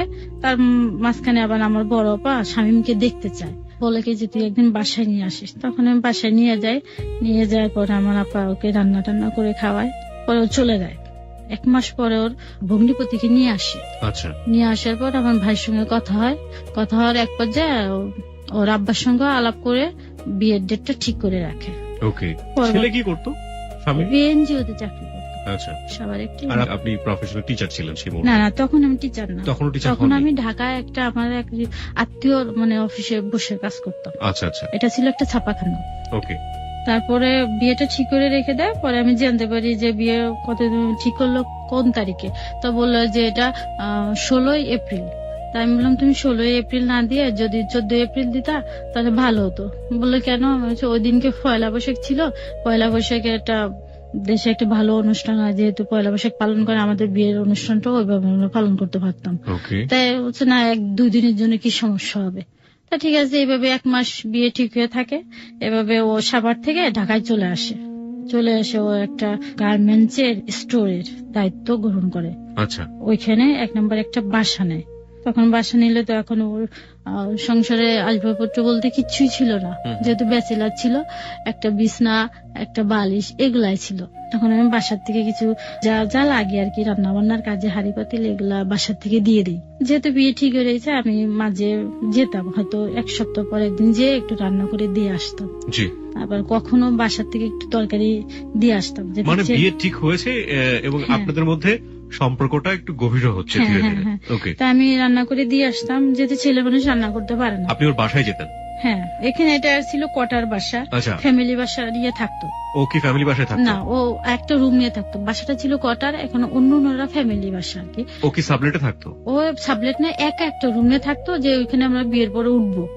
এবং এই বাসাতে আপনি ও একা থাকা অবস্থায় যেতেন বিয়ের আগে? মাঝে মাঝে হয়তো সপ্তাহে যে একদিন রান্না করে দিয়ে আসতাম। এভাবে যায়, তার এক পর্যায়ে চলে আসে 16 এপ্রিল। এর আগে ওর আম্মার সঙ্গে আমি ফোনে কথা বলি, ওর ছোট ভাইয়ের সঙ্গে কথা বলি, ওর বোনের সঙ্গে কথা বলি, ফোনে কথা বলি। তা ওর আম্মা আমাকে জিজ্ঞেস করে যে তুমি কি কোরআন শরীফ পড়তে পারো? এটা জিজ্ঞেস করলে আমি কি হ্যাঁ পারি। আমি তাই এটা জিজ্ঞেস করা এইভাবে আমি সবার সঙ্গে টুকটাক কথা বলছি, কিন্তু ওর আব্বার সঙ্গে কখনো আমি কথা বলিনি। মানে আপনার হবু শ্বশুর? হ্যাঁ, ওনার সঙ্গে কথা বলিনি। এক পর্যায়ে বিয়ের আগে দেখা যাচ্ছে ওর ছোট বোন আমাকে ফোন দিয়ে জিজ্ঞেস করে যে তোমার পায়ের মাপ কত। এইভাবে যায়, দেখা যাচ্ছে তখন আমি যে চাকরি করে আমি কিছু টাকা জমাই, বেশি না 25,000 টাকা মতন জমাই ব্যাংকে। আমি একটা অ্যাকাউন্ট খুলি। আমি আবার একটা চাকরি ছিল তো সামান্য বেতন পাইতো, ও কিভাবে কি দিবে। আমি বললাম যে বিয়ের আগে আমি ওকে একটা পাঞ্জাবি গিফট করলাম। পাঞ্জাবি ওড়না সহ গিফট করলাম বিয়ের আগে, যে তুমি এটা বিয়ের সময় পরে আসবে। আর আমি গোপনে 5,000 টাকা ব্যাংক থেকে তুলে আমার আপাকে বলি কি যে এটা শামীম টাকাটা দিছে, আমার হাতের মাপ দিয়ে একটা আংটি বানাতে বলছে। কিন্তু টাকাটা দিছে আমি। এটা দেওয়ার পর আমি আমার আপা যে জুয়েলারি দোকান থেকে একটা আংটি নিয়ে আসি। আচ্ছা, এখানে শামীমের কি একেবারেই সামর্থ্য ছিল না এই জিনিসগুলো এফোর্ড করার মতো? না, ও তো চাকরি করতো, 4-5 হাজার টাকা স্যালারি পেত মাত্র। আর আপনি তখন কত পেতেন? তখন আমি পেতাম, আমি চাকরি পেয়ে আমার টাকা আমার খরচ হইতো না, কারণ আমি প্রতিদিন ভাইয়ের কাছ থেকে টাকা নিতাম। এবং যা পেতেন আপনি মোটামুটি সেভিংস করতেন? হ্যাঁ, এইটাই করতাম। মানে শামীমদের বাড়ি ছিল আবার ছাতক, সুনামগঞ্জ ডিস্ট্রিক্ট। এটা তা ওইখান থেকে যেহেতু সব লোকজন আসবে, তা এখানে আমার ভাই আমাকে জিজ্ঞেস করছে ওরা কতজন আসবে। তা আমি শামীমকে জিজ্ঞেস করছি তোমরা কতজন আসবে। তা বলছে 5-7 জন আসবে। আমি কি কেন? বলছে যে কাবিন দেওয়া হবে আমাদের, যে 5-7 জন আসুক। আমার ভাই আবার 100 জনের অ্যারেঞ্জমেন্ট করছে, যেহেতু ঢাকায় আত্মীয় স্বজন আমাদের অনেক। ও এক পর্যায়ে আসছে, চাচা, তারপর ওর আব্বা, ফুফা, এভাবে কয়েকজন আসছে। ওর 2 ভগ্নিপতি আসছে, ভগ্নিপতির বন্ধুরা সব মিলে প্রায় 10 জন 12 জনের মতন আসছে। দুপুরে এসে ওর ছোট ভাই আসছে আমাদের বাসায়, এসে একটা শাড়ি দিয়ে গেছে, শুধু একটা শাড়ি। তার শাড়ি দিয়ে গেলে আমি আবার ওই আংটিটা ওর হাতে দিয়ে দিছি, যে এটা দিয়ে তোমার ভাইয়ের কাছে দিয়ে দিও, মানে ও আসার সময় যেন এটা সাথে করে নিয়ে আসে। হ্যাঁ, পরে ওর ভাইয়ের কাছে দিয়ে দিল, এটা আবার নিয়ে ওর আব্বাকে দিয়ে দিস, যাতে এটা দেখে আমার শ্বশুর দেখে যাতে আমাকে পড়াইতে পারে। তাই এক পর্যায়ে ওরা সন্ধ্যার সময় সবাই আসছে, আসার পরে রাত্রে এটা আমাদের কাবিন হয়ে গেছে। কত টাকা দেনমোহর রেখে কাবিন হলো? বেশি না, সামান্য 2 লক্ষ টাকা। 2 লক্ষ টাকা? হ্যাঁ। কত সালে? এটা হচ্ছে 2008-এর 16 এপ্রিল। 2 লক্ষ টাকাকে আপনি সামান্য বলছেন, এটা খুব ইম্পর্টেন্ট একটা বিষয়। আপনার এক্সপেকটেশন কত ছিল, কত হলে ঠিক হতো? বর্তমান না, বর্তমানে আপনি ওই সময় বলেন, আপনি ওই সময় কি এক্সপেক্ট করেছিলেন? কত? আমার ধারণা ছিল 5 লক্ষ টাকা হবে। 5 লক্ষ টাকা হবে। আচ্ছা, ওকে, তারপর? এটা যে কাবিন এটা দিছে, এটা তো আমি জানি না। এটা কাবিন হয়ে যায়, এক পর্যায়ে সবাই চলে যায় আর কি। ওরা আবার রাত্রের গাড়িতে চলে যাবে, ওরা এসে আর কি হোটেলে উঠে আর কি। পরে রাত্রে সবাই আবার চলে যাবে, তো ওই মুহূর্তে স্বামীও চলে যেতে চায়। তখন আমাদের বাসা ছিল 5 তলায়। চলে যেতে চাওয়ার সময় আমার ভাই ওকে রেখে দেয়, যে আজকের দিনে তোমার যেতে হবে না। তাই ওইভাবে থাকে। তাই আমাদের তো বিয়ে হয়ে যায়, ওইভাবে থাকে। পরের দিনকে আমরা 2 জনে কলেজে যাই। কলেজে যাই এই কারণে আমাদের পরীক্ষার ডেট পড়ে গেছে, এটা জেনে আমরা অ্যাডমিট কার্ড আনার জন্য কলেজে যাই। আপনি এবং শামীম? হ্যাঁ, 2 জনে কলেজে যাই। পরে ওদিনকে বলে যে তুমি বাসায় চলে আসো। তা বাসায় যে চলে যাবো, আমাদের আসলে কিছুই নেই। তা আমি করলাম কি, আমার আপার সঙ্গে নিয়ে আমি একটা জাজিম, তারপরে টুকিটাকি জিনিসগুলো কিনলাম, সংসারে যেগুলো লাগবে টুকিটাকি কিনে, ওটা আমার আপা প্লাস আমার ভাগ্নি এগুলা নিয়ে আমরা বাসায় যে ওইখানে বাসায় চলে গেলাম। পরের দিনকে আবার বাসার থেকে একটা টিভি দিল আমাকে, টিভিটা নিতে আসলাম। এটা স্বামী প্লাস আমি 2 জনে আসি, এসে এটা নিয়ে গেলাম। তা আমার বিয়ে হলো 16 তারিখে, আর আমার পরীক্ষা হচ্ছে 20 তারিখে। তখন আমরা 2 জন যাই পরীক্ষা দিতে। আমি পরীক্ষাটা ঠিক মতন দিই, কিন্তু ও 2টা পরীক্ষা দিয়ে আর দেয় না। একবার যে আমাদের এইভাবে সংসার চলতে থাকে। প্রায় 1.5 মাস পর আমার শ্বশুর বাড়ির থেকে লোক আসে। কে কে আসে? এটা হচ্ছে ওর চাচাতো বোন, চাচাতো ভাই, ওর নিজের ভাই, নিজের বোন, আর ছোট বোনের আবার একটা বাচ্চা, তাকে নিয়ে আসে। ওর ছোট বোন আবার ওকে ফোন দিয়ে বলে যে তোমার জন্য না একটা ড্রেস বানিয়ে নিয়ে আসতেছে। তো ও শুধুমাত্র বিয়েতে আমাকে একটা শুধু শাড়ি দিছে, আর কিচ্ছুই দেয়নি। এক পর্যায়ে আমার নোটা আসলে ওরা থাকে, আমি রান্না বান্না করে আয়োজন করে ওদের আপ্যায়ন করে, এদিকে বলতেছে যে ভাবি তোমার জন্য একটা জামা নিয়ে আসছি। আমি বলছি, জামাটা আমাকে দেখায়। তা জামাটা ছিল এরকম, যে আগের দিনে যে শাড়িগুলা ছিল না, ওই যে কাতান শাড়িটা কেটে একটা জামা, শুধু একটা কামিজ বানিয়ে নিয়ে আসছে আমার জন্য। এখানে নাই সালোয়ার, নাই ওড়না, কোনোটাই নেই, শুধু শাড়ি কেটে নিয়ে আসছে। এটা আমাদের পরার অভ্যাস আসলে নেই কখনো। তা আমি শুধু বললাম কি যে তুমি কষ্ট করে এটা আনছো কেন? আসলে তো আমি সামনে এবং পিছনে গলাটা পরি না কখনো, এটা শুধু বললাম। আমি সব পরি পিছনের দিক দিয়ে একটু উঠাইয়ে, কলার থাকে বা এমনি উঠাই দিয়ে পরি, আমি পিছনে করে গলা ব্যবহার করি না। তাই আমি এত ভাবে বলিনি, আমি শুধু বলছি তুমি কষ্ট করে আনছো কেন? আমি তো আসলে পিছনে গলাটা পরি না, শাড়ি কেটে আনছে, এটাও আমি তাকে বলি নাই। না বললে পর্যন্ত ও চলে যাওয়ার পর ওর ভাইকে ফোন দিছে, ফোন দিয়ে বলতেছে যে যেরকম মনে করছিলাম ভাবি হয়তো সেরকম না। এটা যখন বলছে তখন আমার স্বামী তখন আমার সঙ্গে এই নিয়ে কথা কাটাকাটি। আপনার সঙ্গে পারিবারিক ভাবে বিরোধের প্রথম পর্বে আমরা রয়েছে, এটা হচ্ছে একেবারে ননদের কথা শুনে। হ্যাঁ, জিনিসটা কিন্তু আমি রেখে দিছি। তারপরে তুমি কেন এই কথাটা বললা? ও তো খুব মাইন্ডে নিচ্ছে। আমি তো তাকে কিছু হাট করার মতন কিছুই বলি নাই, আমি তো শুধু জাস্ট এটা বলছি। আমি বলছি যে দরকার কি ছিল ছোট মানুষ আনার জন্য, আমার জন্য একটা গোলাপ ফুল নিয়ে আসতো আমার জন্য, এটা বলছি। এটা বলার পর এক পর্যায়ে আবার একটা থাপ্পড় মারে আর কি মুখে। প্রথম এটা বিয়ের 1-1.5 মাস পরে আমার প্রথমে একটা থাপ্পড় মারে, নিজের বোনের কথা শুনে। হ্যাঁ, থাপ্পড় মারলে পরে তো জিনিসটা আমার খুব খারাপ লাগে। কান্নাকাটি করার পর বলি যে দেখো আমাদের কিন্তু শাড়ি কেটে জামা পরার অভ্যাসটা নেই কখনো, কারণ আমি কখনো কোনো অভাবে মানুষ হইনি। এটা শুধু আমি তাকে বললাম। সেভাবে যেতে থাকে। আমার বিয়ের 21 দিন পরে আমার শ্বশুর মারা যায়। শ্বশুরের আবার বুকে পেইন ছিল প্রচন্ড। আমার শ্বশুর মারা যাওয়ার পরে ফোন আসো এখান থেকে, তখন আমরা যাই আর কি। যাওয়ার পরে উনি যখন মারা যান তখন আমাকে প্রথমে নিয়ে যায় শ্বশুর বাড়ি। ওইটা Okay. আমাকে উঠাই দেওয়ার কথা ছিল, আর উঠানো হয়নি। পরে প্রথম আমাকে শ্বশুর বাড়ি নিয়ে যায়, তখন তো আমার শ্বশুর মারা গেছেন আর কি। জি। তো সেই অবস্থা আমি যাই, তো ওইখানের ভাষাটার সাথে আসলে আমি বুঝি না, ওটা ভাষা একটু অন্যরকম ছিল। যেরকম অনেকে একে মরা বাড়ি আর দ্বিতীয়ত নতুন বউ, ওরা অনেক লোকজন আসে দেখতে আমাকে, দেখলে কেউ এসে কোনে জি কোনে বউ বলে, তা আমি বলি কি বলে এটা, আমি কখনো এই ধরনের ভাষা শুনিনি। আসলে আমি খুব চুপ করে বসে থাকি, যেহেতু আমি কথা বুঝি না, কিছু বুঝি না, আর যেহেতু একটা নতুন পরিবেশে আসছে আমি বুঝি না, চুপচাপ করে থাকি। এভাবে যায়। পরে আমরা 7 দিন পরে চলে আসি। তখন আবার আমরা একসঙ্গে একটা জব করতাম, ওকে। এটা ছিল সেনা শপিং মল। ও ওখানে জব করতো, আমিও করতাম। ও ছিল পজে, আমি ছিলাম সার্ভিস সেকশনে, ওকে। দুজনে এখানে জব করতাম। এভাবে আমাদের সংসার ভালোই যায় আর কি, চলতে থাকে। এই চটটা খাওয়ার পরেও হ্যাঁ, না আমি না কিছু মনে করি না, ও যাই করুক না আমি কিছু মনে করি না, ওকে। কারণ ওর প্রতি যে আমার একটা গভীর ভালোবাসা ছিল, এর জন্য আমি কিছু মনে করি না। এভাবে আমাদের সংসার যেতে থাকে। তো যেহেতু কোয়ার্টার বাসা থাকা আমার অভ্যাস নেই কখনো, জি। যেহেতু দুজনের সামান্য স্যালারি পেতো, আমার সংসার চলতে একটু সমস্যা হয়ে যেত। তা আমি মাঝে মাঝে আমার ভাইকে ফোন দিলে আমার ভাই টাকা দিয়ে আসতো আমাকে। তা ওই দিনকে ওই রকমই হয়েছে। আমার ভাইকে ফোন দিয়েছেন, আমার ভাই বলছে কি ঠিক আছে তুমি নিচে নেমে এসে টাকাটা নিয়ে যাও। তো আমি দুপুরের সময় আমি রান্না চড়াইছি, জি। রান্নাটা রেখে আমি গেছি, আর একদিকে অন্য একটা মহিলা আমার রান্নাটা রেখে চুলাটা নিয়ে গেছে আর কি, নিয়ে রান্না শুরু করছে। তা মানে কি একজনের জিনিসটা আরেকজন টানাটানি করে, ব্যাপারটা না, কিরকম? চুলাটা কোয়ার্টার বাসা ছিল, তো অনেকগুলা 4টা চুলা, দেখা যাচ্ছে 5-7টা ফ্যামিলি রান্না সেটাই করতো। তো বলছি যে একজনের চুলা আরেকজন রান্না করে এবং টানা হেঁচড়া হয় একটা। হ্যাঁ, হ্যাঁ। তো দেখা যাচ্ছে আমি তো নিচে গেছি টাকা আনতে, আমার ভাইয়ের সঙ্গে দেখা করতে, আমার চুলাটাও উনি রান্না করতেছে, আমি কিন্তু রান্নাটা শেষ করে পারিনি। তখন একবার যে এটা নিয়ে উনি কথা কাটাকাটি হয়েছে, তো আমার হাজবেন্ড অথ স্বামী তখন এটা না শুনে না যাচাই করে একবার যে আমার খুব মারে। আপনার হাজবেন্ড মারে? হ্যাঁ, হ্যাঁ, কাকে? আমাকে, যে কেন তুমি কথা বলতে গেলা। এই চুলার ব্যাপারগুলো নিয়ে? হ্যাঁ, ও বললো ওর কথা হচ্ছে তুমি কেন কথা বলতে গেলা, সে যাই করুক তুমি কেন কথা বলতে গেল। তা আমি বললাম আমার রান্নাটা যেহেতু আমি রান্না করতেছি, সে কেন এই করে রাখবে। ওর কথা হচ্ছে তুমি কেন কথা বলতে গেলা তাদের সঙ্গে, এটা হচ্ছে আমার অপরাধ। আর একদিনও এরকম ওই চুলা নিয়ে এরকম হয়েছে, আমি রান্না করতেছি, তা একটা জায়গা পরিষ্কার করে এক মহিলা আমার রান্নার উপর দিয়ে একটা যে কাপড়, মানে ঘরটার মোছা যে কাপড়টা, ওটা রেখে ওখানে গ্রিল ছিল, গ্রিলে রাখতে যায়। তো এটা আমি বললাম যে আপনি নিচে রাখেন, এটা পরে আমি রেখে দেবো।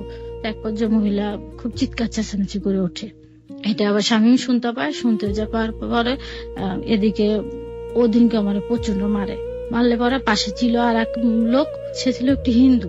জি। সে আবার বললো কি যে আপনি যে আপনার বউকে পিটাচ্ছেন, যাকে নিয়ে কথা কাটাকাটি হয়েছে, দেখেন তো তার হাজবেন্ড তাকে কিছু বলছে না, তো তাকে কিছু বলছে না, তা আপনি কেন একে মারছেন, অন্যায় তো ওই মহিলার, আপনি মারলেন।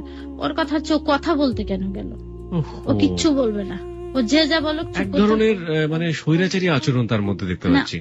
ও হচ্ছে একটু একরুকা টাইপের, কেউ সেটাই কিছু তো বলছি বললে যে। ওর মাইন্ডে লাগে, সেটাই তো আচ্ছা, বলছি। অল্পতে আপসেট হয়ে যায়, এমন একটা ব্যক্তি আর কি। প্রিয় শ্রোতা, আমরা কিন্তু গল্পের একটা মোড়ে এসে দাঁড়িয়েছি। আমরা যে মানুষটিকে চিনতাম, শামীমকে, যে শামীমটাকে চিনতাম, সেই শামীম কিন্তু ধীরে ধীরে বদলে যাচ্ছে, এবং এই বদলানো মানুষটি শেষ পর্যন্ত কতটা ভয়াবহ করতে পারে একজন মানুষের জীবনকে, সেটা আপনারা আজকে মুক্তার জীবনের গল্পের একেবারে শেষ পর্যন্ত থাকলেই বুঝবেন। হ্যাঁ। তারপরে ওইটা এই রান্নাটা নিয়ে কথা কাটাকাটির এক পর্যায়ে আমার হাজবেন্ড আমাকে মারে আর কি। পরে ওইটা আবার আমার ভাইকে জানানো হয়, আমার বড় ভাইকে জানানো কে হয়। জানায় এটা? এটা হ্যাঁ জানাই, পরে আমিও জানাই। মানে আসে এসব আমার ঘটনা তো আসলে চাপা থাকে না, কোনো না কোনো ভাবে জেনে না, যায়। এটা ফোনের মাধ্যমে জানানো হয় ভাইকে। ভাই আসে বাসায়, আসার পরে তারপরে আমার ভাই ও বলে কি যে তুমি কেন কথা বললা, এই কারণে মারছে। তা আমার ভাই শেষ পর্যন্ত এটা মিউচুয়াল করে দিয়ে চলে যায়। জি। তারপরে কখনো তার প্রতি রাগ করে থাকতে পারি না, যেহেতু সে আমার হাজবেন্ড। আপনার জীবনে কি উনি প্রথম পুরুষ ছিলেন? হ্যাঁ, এটাই ভাবি যে সে আমার স্বামী। আর এখন যতই আমি চলি না কেন সমাজে, আমার কিন্তু ওই পরিচয় নিয়ে চলতে হবে, যেহেতু সে আমার স্বামী। আমি বাপের বাড়ির পরিচয় দিয়ে বেশি একটা চলতে পারবো না, এটা আমি মনে করি। আবার তাকেও এই কথাটা বলি। একবার যেভাবে আমাদের আবার হাসি খুশি সংসারে চলে সবসময়ের জন্য, যেতে যেতে আমার পরীক্ষার রেজাল্ট দেয়, তখন আমি পাশ করি আর কি। আমার ফাইনাল পরীক্ষার জন্য আবার প্রস্তুতি নিতে থাকি। তো এক পর্যায়ে আমার এই ছোট ননদ, যে ননদের কথা শুনে আমাকে প্রথম গায়ে হাত তুলে, তার পরামর্শেও আমাকে সিলেট নিয়ে চিন্তা ভাবনা করে। সিলেট কি ওদের নিজেদের বাড়ি? না, ওখানে ভাড়া বাসা থাকতো। ও ও। বাড়ি তো সাতকে পড়ছে, আচ্ছা। সুনামগঞ্জ। সিলেট থেকে আরো 1-1.5 ঘন্টা লাগে। ওটা হচ্ছে ওদের নিজেদের বাড়ি, তাই তো? তো ওইখানে চিন্তা ভাবনা করে, তাও বলে কি ঠিক আছে এখানে ভাবিকে একটা জব দিয়ে নিয়ে আসি। আচ্ছা, তখন আমাকে একটা জব দেয় মার্কেটিং অফিসারে। মানে সিলেটে? হ্যাঁ, ওকে। এটার ভিতরে চাকরিটা ছিল জিমনেশিয়ান, মেয়েদের জন্য। মেয়েদের এটা- জিমনেশিয়াম? হ্যাঁ, এটা জাস্ট মার্কেটিং এর কাজটা আমাকে করতে হবে। ওকে। তো এক পর্যায়ে এরকম আমার এই ঢাকার চাকরিটাও আছে, আর এই জন্য এটার জন্য ইন্টারভিউ দিতে আমাকে সিলেট যেতে হলো। তা ও আমাদের রাত্রে আমাকে গাড়িতে উঠায় দেয়, আমি একা একা চলে যাই, আমি চিনি না। তারপরে চলে যায়, চলে যাওয়ার পর আমার ননদের হাজবেন্ড আমাকে রিসিভ করে নিয়ে যায় বাসায়। তো আমি ইন্টারভিউ দিয়ে আবার রাত্রে ব্যাক করি, দিনটুকু থেকে চলে আসি রাত্রে। চলে আসার পর ওইখানে আমার চাকরিটা হয়ে যায়। হয়ে যাওয়ার পর এখন আমাকে জয়েন করতে বলে। জি। আর যে জয়েন করার জন্য ওখান থেকে তারা দিচ্ছে, আর এখান থেকে শপিং মলের ওখান থেকে আমাকে ছাড়বে না। তাই চাকরির টাকাটা আমি পেতাম, যে টাকাটা পেতাম সম্পূর্ণ টাকা ওকে ধরে দিয়ে দিতাম। আমি একটা টাকা আমার কাছে রাখতাম না কখনো। হাজবেন্ডকে দিয়ে দিতেন? হ্যাঁ, ওকে দিতাম। যেতে থাকে, তাই ওদিক দিয়ে তারা দেয় জয়েন করার জন্য, আর এদিক দিয়ে আবার ছাড়বে না। আর এটার আবার উদ্বোধনী অনুষ্ঠান হবে, এটার জন্য অনেক লোক ইনভাইট করা হয়েছে, দেশের বাইরে। ওখানে যেতে হবে আমাকে। আর একবার আমি ওখানে আবার গেলাম, যার পরে রাত্রে যাই, আবার দিনে চলে এসে অনুষ্ঠানে অ্যাটেন্ড করে চলে আসি। ওকে। ওদের ইচ্ছা ছিল এটা ভিডিও করে মানে লন্ডনে এটা চালাবে আর কি, বাংলা যে টিভিটা আছে জি। বাংলা টিভিতে এটা প্রচার করে। কি ভিডিও করবে? এটা এই যে জিমনেশিয়ানের এইটা। আচ্ছা আচ্ছা। তো এইভাবে আমি চলে আসলাম। ও চিন্তা করলো যে তোমাকে ওখানে জব করার জন্য ডাকতেছে, তো তুমি চলে যাও, আমি কিছুদিন পর এটা ছেড়ে দিয়ে চলে আসবো। তো ও আমাকে পাঠায় দেয়, আমি চলে যাই সিলেট, যে আমি এটা জয়েন। মানে আপনার হাজবেন্ড থেকে গেল ঢাকাতে, আর হ্যাঁ, আপনি চলে আমি গেলেন চলে যাই। সিলেটে? আমি চলে যাই, কিন্তু আমার ননদের বাসায় আমি উঠি। তো ওখানে কোন ননদ? যে ননদ কি আপনাকে মানে গায়ে হাত তোলে যার কারণে সেই ননদের বাসাতে আপনি চলে গেলেন? সেই বাসার নিয়ে হলো যে অনেকগুলো রুম নেওয়া হলো, যে বাবিও টাকা পয়সা দিবে আর আমরাও দিব। ওকে। এভাবে চলে থাকে। তাই এখানে আমি জব করতে থাকি। ননদও ওইখানে আবার জব করে, ও রিসিপশনের জব করে, আর আমাকে মার্কেটিং অফিসারে দেয়। একই প্রতিষ্ঠানে? হ্যাঁ, একই প্রতিষ্ঠানে। তো ওইখানে যে ম্যানেজার ছিল, ম্যানেজারটা আবার কথাবার্তা আমার ভালো লাগতো। কেন ভালো লাগতো না? ভালো লাগতো না, সে অন্য আঙ্গেলের কথাবার্তা বলতো, যেটা আমার খারাপ লাগতো কি শুনে। ধরনের? যেমন আপনি ঢাকার ওদিকে, আমি ঢাকার ওদিকে, আপনি আমাকে সময় দেবেন, আমরা ঘুরতে যাবো, অমুক তমুক, এগুলা। তো এগুলো আমার খুব খারাপ লাগতো। তাই এদিকে এখানে যেতে হবে এমনি ভাবে, সাধারণ মানুষ যেভাবে চলাফেরা করে ওভাবে যেতে হবে, সাধারণ মেয়েরা যেভাবে চলে, যেমন মাথায় কাপড় থাকবে না এরকম যেতে হবে। আবার এদিক দিয়ে আমার বাসার থেকে চাপ আসে, তুমি কেন মাথায় কাপড় ছাড়া যাও, এইভাবে চলো, ওখানে ঘিরে যাবা, বোরকা পরে যাবা। দুই দিক দিয়ে বিপদে পড়ে। Right, this is the very very important point, প্রিয় শ্রোতা। ও যেটার কথা বলছে যে এক ধরনের হিজাব, যে হিজাবটা আসলে মেইনটেইন করতে বলছে ফ্যামিলি থেকে, আবার যখন ও প্রতিষ্ঠানে যাচ্ছে জব করার জন্য, সেখানকার পরিবেশ বলছে যে, এবং তাদের যে ঊর্ধ্বতন কর্মকর্তা আছে তারা বলছে যে না, এইভাবে এখানে কাজ করা চলবে না।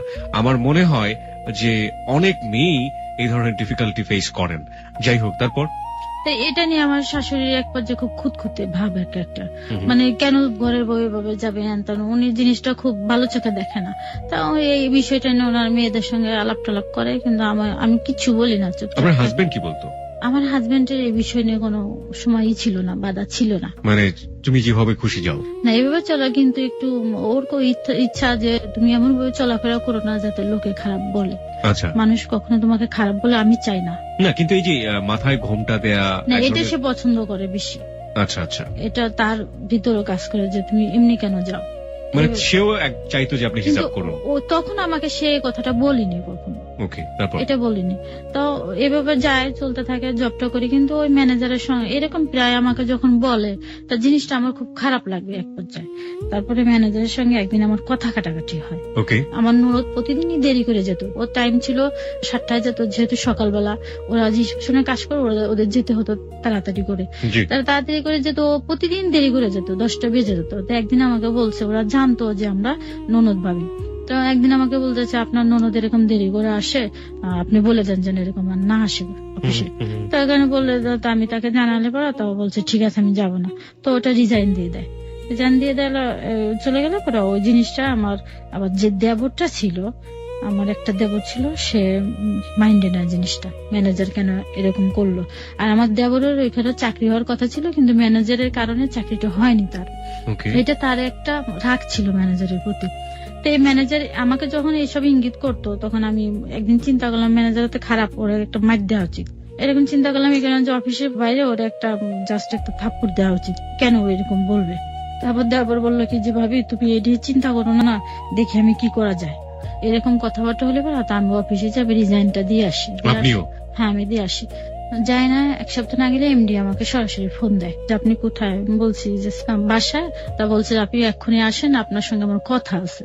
তা আমি যাই, আমার ননদকে নিয়ে যাই। যাওয়ার পর MD sir plus chairman sir আমাদের সঙ্গে কথা বলে, দুইজনে আমাদের সঙ্গে কথা বলে যে আপনার কার পারমিশনে আপনারা রিজাইন দিয়ে গেলেন, চাকরিতে নিয়োগ তো আমরা দিচ্ছি আপনাদের, কেন নিয়োগ দিলেন। তা আমার ননদের কথা বলে তুমি আবার জয়েন করো, আর আপনি তো জয়েন করবেন, আপনার যদি কোনো কথা বলার থাকে যে আপনি আমার রুমে এসে কথাগুলো শেয়ার করবেন। এই কথাটা আমি ভালোভাবে নিইনি আর কি, এটা আমার কেমন কেমন লাগছে, কেন অফিসিয়াল ভাবে তো কথাটা বলতে পারি, যেহেতু অফিসিয়াল কেন রুমে আমি কেন যাবো না। জিনিসটা আমি বাসায় যে এটা বললাম, বলার পরে আমার দেবরটা খুব মাইন্ডে নিয়েছে জিনিসটা, কেন এমডি বাসায় যেতে বলবে। তো এভাবে তো স্বামী তো ঢাকায়, এদিক দিয়ে আমার দেবর আবার অ্যাডিক্টেড ছিল, ও আমার নেশা করতো। আর এদিক দিয়ে স্বামী চিন্তা করলো যে ঠিক আছে, মানে তখন ও অ্যাডিক্টেড বেশি রকম নেশা করতো, গাঁজা খাইতো, দেখা যাচ্ছে মদ খাইতো, এগুলা খাইতো, ঘুমের ট্যাবলেট খাইতো, এগুলা খাইতো আর কি। তখন চিন্তা করলো, স্বামী চিন্তা করলো যে ওকে ভালো করতে হলে আমার ওইখানে চলে আসতে হবে, সিলেটে আমারও চলে আসতে হবে। আর এদিক দিয়ে এমডি স্যার যেহেতু এই কথা বললো, তা আমরা আবার অফিসে যাই। যখন আবার জয়েন করছে আমার ননদ, তখন ম্যানেজারের সাথে আমার ননদের এক পর্যায়ে কথা কাটাকাটি যে আপনি কার অনুমতি নিয়ে অফিসে আবার জয়েন করছেন। তখন ও বলছে আমাকে তো এমডি স্যার চেয়ারম্যান স্যার বলছে, কি এমডি স্যার চেয়ারম্যান স্যার বললেই কি আপনি আসবেন না, আমি আপনাকে পারমিশন দিছি নাকি। যখন ম্যানেজারের কথা বললো, তখন এটা এমডি স্যারের কাছে আবার বলা হলো। ম্যানেজারের আবার অনেক মানে চারিত্রিক দিক দিয়ে একটু খারাপ ছিল। ওইখানে জিমনেশিয়ানের যারা মেয়েগুলা ছিল ইন্সট্রাক্টর, তাদের নিয়ে আর কি। ও ম্যানেজার থাকতো আবার উপরে, এটা ছিল 5-6 তলা, তো তার উপরে ছিল একটা রুম, সেই রুমে থাকতো, ওইখানে নিয়ে মেয়েদের নিয়ে সময় কাটাইতো। তাই এটা এমডি স্যার এটা খোঁজ খবর নিয়ে জানতে পারে, এক পর্যায়ে ম্যানেজার আমার সামনে অপমান করে না করে দেয় চাকরির থেকে। তাই এটা ম্যানেজার আবার খুব রাগ করে, অফিসিয়াল যত লোক ছিল ম্যানেজার হাত করে, এটা সবাই জোট হয়ে যায় যে আমরা কেউ চাকরি করবো না। একবার যে আমার দেবর ওই ম্যানেজারের মারার চিন্তা ভাবনা করলো, তা ও বন্ধু টন্ধু ম্যানেজ করলো। তা আমি বলছি কি যে তুমি ম্যানেজারের গায়ে হাত দিও না, এই কারণে যেহেতু আমি আবার জয়েন করছি, আর যেহেতু আমার ননদের নাম ছিল আফসানা, ও জয়েন করছে, তুমি এটা নিয়ে সিনকেটার করো না। তখন ও চিন্তা করলো না ভাবি ঠিক আছে, আমরা কিছু বলবো না। তা ওদিনকে আমরা সবাই মানে অফিসিয়াল ভাবে স্যালারিটা দেওয়া হয়েছে। তা আমাকে রাত্রে জিজ্ঞেস করলো কি যে ভাবি আপনাদের স্যালারি দিচ্ছে, আমি হ্যাঁ আমাদের স্যালারিটা দেওয়া শেষ। এর আগে আমি স্যালারিটা যখন বাসায় নিয়ে আসতাম, আমার শাশুড়িটা আমি বাসায় যে ওয়েট করতে পারতাম না, 5 মিনিট রেস্ট নিতে পারতাম না। আমার শাশুড়ি এসে আমাকে বলতো যে তুমি বেতন পাইছো নাকি, ওটা দাও, বাসা ভাড়া দিতে হবে। এভাবে আমি ওখানে 2 মাস জব করি আর কি। এদিকে আমার দেবর এটা জানতে পারে, আমাকে যখন জিজ্ঞেস করলো যে স্যালারি দিচ্ছে, আমি বলছি হ্যাঁ। তো সকালবেলার বন্ধুদের নিয়ে আমার ননদ অফিসে চলে গেছে, বন্ধুদের নিয়ে 3 জন বন্ধু নিয়ে চলে গেছে। ম্যানেজারের রুমটা আবার আমি কখনো দেখি নাই, চিনি না, এটা লোকেশন আবার দিয়েছে। আমার যে নুনটা ছিল ও বলছে যে ম্যানেজার উপরে থাকে, আর নুনদেটা বলছে উপরে থাকে, আমি জানি হয়তো কি করছে আমি জানি না। রুমের মধ্যে যে ম্যানেজারের হাতটা বেঁধে মাইটটা দিছে, মাইটটা দিয়ে ম্যানেজারের যা যা ছিল এখানে যে স্যালারি পাইছে আর মোবাইল টোবাইল এগুলো নিয়ে গেছে আর কি। নিয়ে যে বন্ধুদের মধ্যে ভাগ বাটোয়ারা করে ওই ধরনের নেশা করে আর কি আপনার দেবর। তো এক পর্যায়ে আমরা অফিসে এটা নিয়ে সিনকেটরে এগুলো ম্যানেজারে কেন মারলো আমার প্রতিষ্ঠানের মধ্যে, এমডি খুব রেগে যায়, এখানে পুলিশ আনে। পুলিশ আসার পরে এটা নিয়ে খুব বাড়াবাড়ি এক পর্যায়ে হয়। পরে আমাদের মোবাইল গুলো ওরা নিয়ে নেয়, এমডির লোকজন আমার প্লাস আমাদের মোবাইল গুলা নিয়ে নেয়। যেহেতু ম্যানেজারের 2টা মোবাইল ছিল, তার 2টা খোয়া গেছে বিদায় আমাদের 2টা নিয়ে নেয়। আর এখানে কথা হয় যে আপনার ওকে হাজির করে টাকাটা দিবেন, বাস আমরা কিছু করব না, এমন কথাবার্তা হয়। তা এরকম চলতে থাকে, বাসায় নিয়ে একটা খুব খারাপ অবস্থা। স্বামী আবার এদিনকে রাত্রে আসে, দিনটুকে থেকে আবার রাত্রে চলে যায় ঢাকার থেকে। তা ওই সংবাদ শোনা পরে ও আবার রাত্রে রওনা দেয়, ও থাকার পর আমি ওকে ফোন দেয় যে বাসায় যদি পুলিশ টুলিশ যায় তুমি বাসায় থেকো না, ছাদের উপর চলে যাও। তখন ও ছাদের উপর যে দাঁড়ায় থাকে, আর এই পর্যায়ে পুলিশ যে পায় না আমার দেবরকে, ও চলে যায় অন্য জায়গায়, নিয়ে দেবরকে হাজির করতে হবে, নাহলে সমস্যা হয়ে যাবে। আমাকে দিয়ে ফোন দেয় স্বামী যে তুমি যদি বলো তাহলে বাসায় ফিরে আসবে। এটা বলার পর তো আমি ওকে ফোন দিলাম যে তুমি কোথায় আছো, চলে আসো, বাসায় এসে এই টাকাটা দাও, না হলে আমার পর একটা চাপ সৃষ্টি হবে। ওরা বলছে যে ভাবি আমি অমুক জায়গায় আছি, তো আমি বলছি তোমার সঙ্গে আমি দেখা করব। তো বলতেছে যে ঠিক আছে আসেন। তা কাকে নিয়ে আসতেছেন? আমি বললাম আমি আর আফসানাকে নিয়ে আসি। এটা বলার পর আমরা সিলেট মার্কেটের একটা রেস্টুরেন্টে যাই। যে ও পিছে পিছে ও আসে, আসার পর ওর ভাইয়া পিছনের থেকে যে ওকে ধরে এভাবে বাসায় আমি নিয়ে আসি। কিন্তু ওর কথা বলার পরিস্থিতি ছিল না, এমন নেশা করছে। পরে বাসায় নিয়ে আসার এক পর্যায়ে কিছু টাকা পয়সা দিয়ে দেয় এখান থেকে, ওই টাকাটা আমরা আবার অফিসিয়াল ভাবে দিয়ে দেই। ও বাসার থেকে আবার বেরোয় যায়। আপনার দেবরের জীবনের গল্প বলছেন আপনি? না না না, এখানে জড়িত আছে, আপনার সাথে জড়িত আছে। হ্যাঁ। ওকে, তারপর? না, তারপরে এখানে যখন বেরোয় যাবে, আবার বেরোয় যাওয়ার পর আমরা বলতেছে আমাকে যেতে দাও, আমি আবার 1 ঘন্টা পর চলে আসবো। চলে যাবে তো আমি বলছি তুমি যেও না, থাকো। ওকে আমি বললাম শামীমকে ওকে আমাদের রুমে শোয়াই দাও, ও ঘুমাই গেলে সব ঠিক হয়ে যাবে। তো ওরা বললো কি যে না আমার কাছে টাকা নেই, তুমি 200 টাকা দাও, ভাইয়া 200 টাকা দাও। তো আমার শাশুড়িকে বললো 200 টাকা দিলে ও চলে গেল। পরের দিনকে অনেক দূরে একজনের মোটরসাইকেল নিয়ে গেছে, ওটা নিয়ে যায় ও অ্যাক্সিডেন্ট করে। এদিকে এটা ছিল সাল ছিল 2009 আর কি। ও অ্যাক্সিডেন্ট করে পানির মধ্যে পড়ে যায় আর কি। লোকজন ওকে উঠানোর পরে পুলিশে এটা করে, তখন মোবাইল থেকে ও সিমটা নিয়ে ফোন দিয়ে ওর ভাইয়াকে জানায়, আমাদের ননদের হাজবেন্ড ওদেরকে জানানো হয়। এভাবে থাকে 1 সপ্তাহ ওকে আমরা ট্রিটমেন্ট করি, কিন্তু তার কোনো সেন্স ছিল না। পরে শুক্রবারে যে ফেব্রুয়ারি 20 তারিখে মারা যায় আপনার দেওরটা। ওই মারা গেলে পরে এই দায়টা আমার গাড়ি চাপ দিয়ে দেয় ওরা। আমার ননদটা বলে যে ওনার কারণে আমার ভাইটা মারা গেছে এটা বলে। আর আমার শ্বশুর যে মারা গেছে আমাদের বিয়ের 3 মাসের মাথার দিকে, তখন ওটা আমার গাড়ি চাপ দিয়ে দেয় আমার ননদটা। এই ননদটাই বলে কি যে ওনার কারণে আমার বাবা প্লাস আমার ভাই মারা গেছে। তার শামীম কখনো এই কথাটা বলে না যে ওর কারণে মারা গেছে। এইভাবে চলে। আর আমি 2 মাস জব করার পর আর করি না ওইখানে, যেহেতু এটা সিনক্রেট হলে আর জবটা হয় না। পরে শামীম সিলেটে চলে যায়। 1-1.5 মাস পরে যে ও একটা চাকরি নেয় একটা ক্লিনিকে চাকরি নেওয়ার পর সামান্য স্যালারি পায় আর কি, 4000 টাকার মতন পায়। তো ও দিয়ে তো কিছু করা সম্ভব না। তাই এইভাবে চলতে থাকে। কিন্তু আমার উঠতে বসতে আমার ননদ অনেক কথাবার্তা আমাকে শোনায়। তারপর আমার শাশুড়ি খুদ ধরতে থাকে। মানে আমার শাশুড়ি প্রথম দিক থেকে আমার মনে হয় মেনে নিতে পারেনি। এই কারণে যে আমি সিলেটের বাইরের মেয়ে, ওরা আবার সিলেটের বাইরে আত্মীয়তা করে না, খুব কম করে। এই জন্য আমাকে মন থেকে মেনে নিতে পারেনি। এরকম আমাকে বারে বারে বেশি কথা বলতে থাকে। আমি না ঘরে দরজাটা দিয়ে কাঁদতে থাকি, কিচ্ছু বলি না। কিছু না বলে আপনার হাজবেন্ড কে কখনো এগুলো বলেন? না না, ওকে আমি কখনো কিচ্ছু বলি না। কেন? ও বিশ্বাস করবে না, ওর কাছে ওর মা বোন ছাড়া জীবনে আপন কেউ নাই। ও বিশ্বাস করে তাদের। তাই এভাবে বলতে থাকে। দেখা যাচ্ছে আমি কতটুকুন খেলাম, যেগুলো বলা উচিত না, কতটুকুন খেলাম, এগুলা শামীমের কাছে আমার শাশুড়ি একদিন বলে বউ এরকম খেলো, এই কাজটা করে না, ওই কাজটা করে না। তা দেখা যাচ্ছে আমার ননদ প্লাস তার হাজবেন্ড এক রুমে ঘুমাই আছে, সকাল 10টা-11টা পর্যন্ত ঘুমাই আছে। তাদের রুমে তো আমি যেতে পারবো ওই সময়, তাদের রুমটা আমি ঝাড় দিতে পারতেছি না। তো এটা আমার দোষ হয়ে যায় যে কেন ঝাড় দিল না। তাদের যে বলে যে তারা হাজবেন্ড ঘুমায় আছে, আমি কেন যাবো রুমটা, এটা তারা বুঝে না।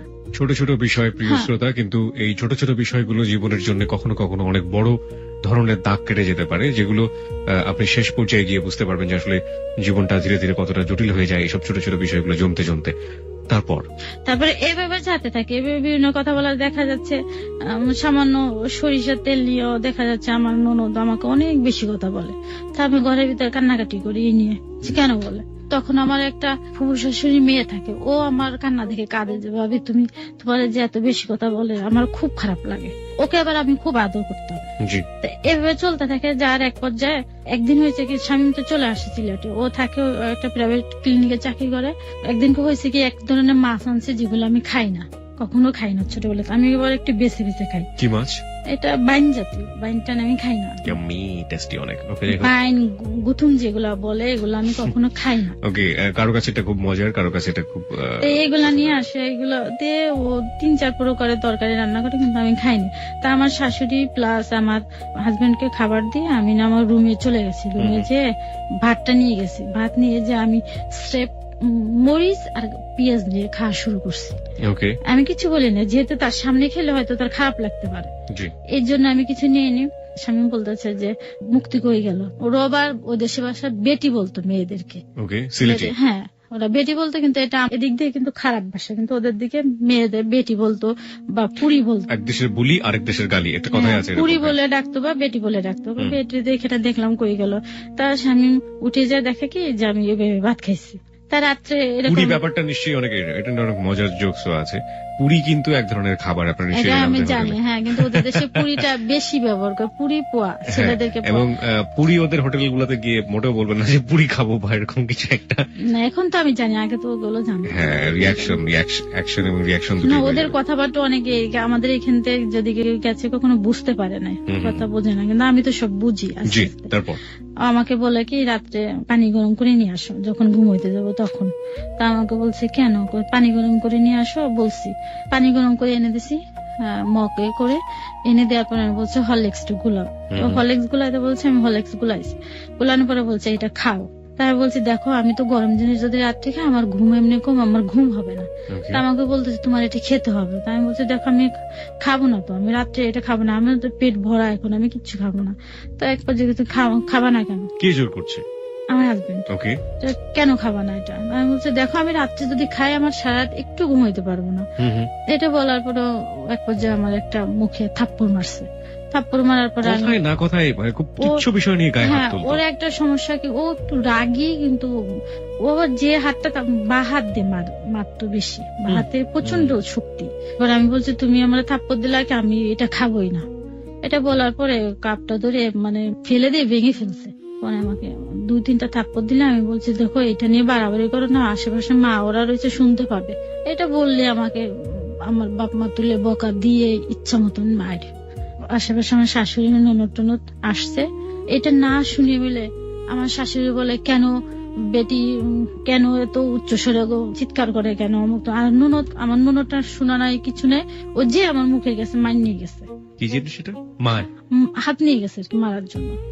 আমার এই ছোট ননদটা। উনি তো আপনার হাজবেন্ডের চেয়ে বয়সে ছোট ছিল না আপনার ননদ? এই ননদ আপনার গায়ে হাত তোলার জন্য গিয়েছে? হ্যাঁ, যে আমাকে বলতেছে শ্যাট আপ এরকম বলছে। বলার পরে এই জিনিসটা আমি কিছু বলিনি, আমি মারছে, প্রচন্ড ভাবে মারছে, আমার জায়গায় জায়গায় লাল হয়ে গেছে আর কি, মারির চোটে। পরে আস্তে আস্তে কালো হয়ে গেছে। তাই কালো হওয়ার পরে এদিকে আমার 40 দিন যে একটা করা হয় না, মিলাদ দেয়, সেটার জন্য দেশের বাড়ি যেতে হবে। আমি তো তার সাথে কথাবার্তা বলি স্বাভাবিক, কিন্তু বাড়িতে যা দেখে আমার মুখে দাগ, হাত পায়ে দাগ। তো ওরা জিজ্ঞেস করে ভাবি কি হয়েছে। আমার চাচা তো ওরা আমাকে খুব ভালো জানে, বাড়ির সবাই আমাকে খুব ভালো জানে। তা বলছে যে তোমার এখানে দাগ কেন? আমি বলছি কিচ্ছু না, এমনিতেই। তা আমি আর এটা বলি না। তা বাসায় এসে ওই জিনিসটা স্বামীর খুব লাগছে, যে আমি আমার বউকে মারছি, বাস বলা কথা। তো তুই আমার ছোট বোন হয়ে কেন মার দিতে গেলি? ওই জিনিসটা ওই ধরছে, আমি তাকে কিচ্ছু বলিনি। তখন এটা ডেকে ওরা আমার শাশুড়িকে ডেকে বলছে, আম্মা যে আমি মারছি, আফসানার তো উচিত হয়নি ওর গায়ে হাত তুলে যাওয়ার জন্য।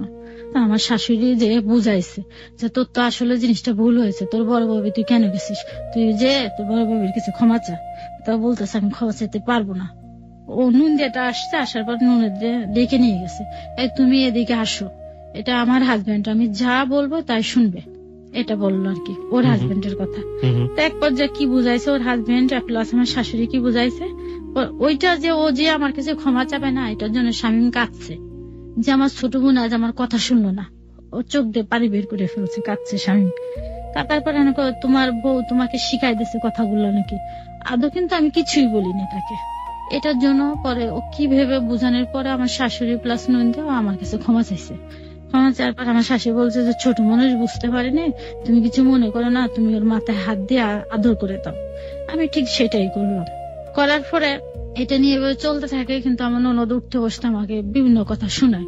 আর আমার শাশুড়ি যে খাওয়ার খোটা দেয়, এটা সেটা করার পরে আমি চিন্তা ভাবনা করলাম যে আমি চলে যাবো এখান থেকে। স্বামীকে শুধু বললাম যে তুমি যদি ভালো চাকরি করতে পারো তাহলে আমি চলে যাই, চাকরি করে যদি আলাদা বাসা নিতে পারো তাহলে আমি আসবো, তাছাড়া আমি আসবো না। প্রিয় শ্রোতা, আমরা একটা বিষয় এখানে লক্ষ্য করলাম যে এমন একজন বাঙালি নারীকে আমরা পাচ্ছি একবারে শাশ্বত। বেশিরভাগ সময়ে যেটা আমরা দেখে থাকি, এটা কোনো হিন্দি সিরিয়ালের গল্প না, দিস ইজ রিয়েলিটি। এবং সে শিক্ষিতই হোক কিংবা মূর্খই হোক কিংবা অশিক্ষিতই হোক, যাই বলি না কেন, এই যে বউ শাশুড়ির যে দ্বন্দ্ব, এবং সেটা এক ধরনের বলা যেতে পারে যে ননদ থেকে শুরু করে হাজবেন্ড থেকে শুরু করে সবাই একটা এক পক্ষ হয়ে এই যে মেয়েদের উপরে কি বলা যেতে পারে ঘরের বউয়ের উপরে অত্যাচার, সেটা কিন্তু মানে ব্যতিক্রমী কোনো ঘটনা না। আপনি বাংলাদেশের গড়ে 10টা পরিবার সার্চ করে দেখেন, দেখবেন আপনি মোটামুটি 8 থেকে 9টা পরিবারের একই কাহিনী আপনি খুঁজে পাবেন। যাই হোক, বরং না হওয়াটা একটু ব্যতিক্রম মনে হয়। আমরা সেরকমই একজন নারীকে আজকে পেয়েছি, যিনি গৃহে বিভিন্ন ভাবে মানসিক এবং শারীরিক টর্চারের শিকার হচ্ছেন। আমরা জানি না যে শেষ পর্যন্ত আমরা কোথায় গিয়ে দাঁড়াবো। হ্যাঁ, তারপর কি হলো? তারপরে এটা বলার পরে চিন্তা ভাবনা, স্বামী বললো যে ঠিক আছে তোমাকে রেখে আসি ঢাকায়। পরে আমরা রাত্রে আসার জন্য প্রস্তুতি হয়েছি। তারপরে আমার শাশুড়ি দিনকে স্বামীর কাছে আমার কাছে বেশ কিছু নালিশ করলো যে বেটি এই কাজ করে না, এই কাজটুকুন করে, আবার এইটুক করে না, বেটি এই কয় বেলা খায়, এতটুকুন করে খায়, এরকম ইত্যাদি ইত্যাদি কথা বললো, যেগুলো হ্যাঁ এই কারণে বললো যেহেতু আমার ননদ আমরা একসাথে রয়েছি, আমি 2 মাসে টাকা দিতে পারছি, আমি 3.5 মাস ছিলাম আর 1.5 মাস দিতে পারিনি। এই কারণে বলছি যেহেতু টাকা দিতে পারতেছি না, তার জন্য আমাকে বললো একটা খরচ আছে না, একটা মানুষের খরচ আছে না, এই জন্য বলছে কথাটা। তাই আমি আসার সময় ওই ননদকে বলেও আসলাম যে আফসানা আমি যাচ্ছি। নন্দ বলতেছে ভাবি যদি কিছু বলে থাকে মাপটাপ করে দিয়ে, কিছু মনে করেন না। তা আমি কিছু বললাম না।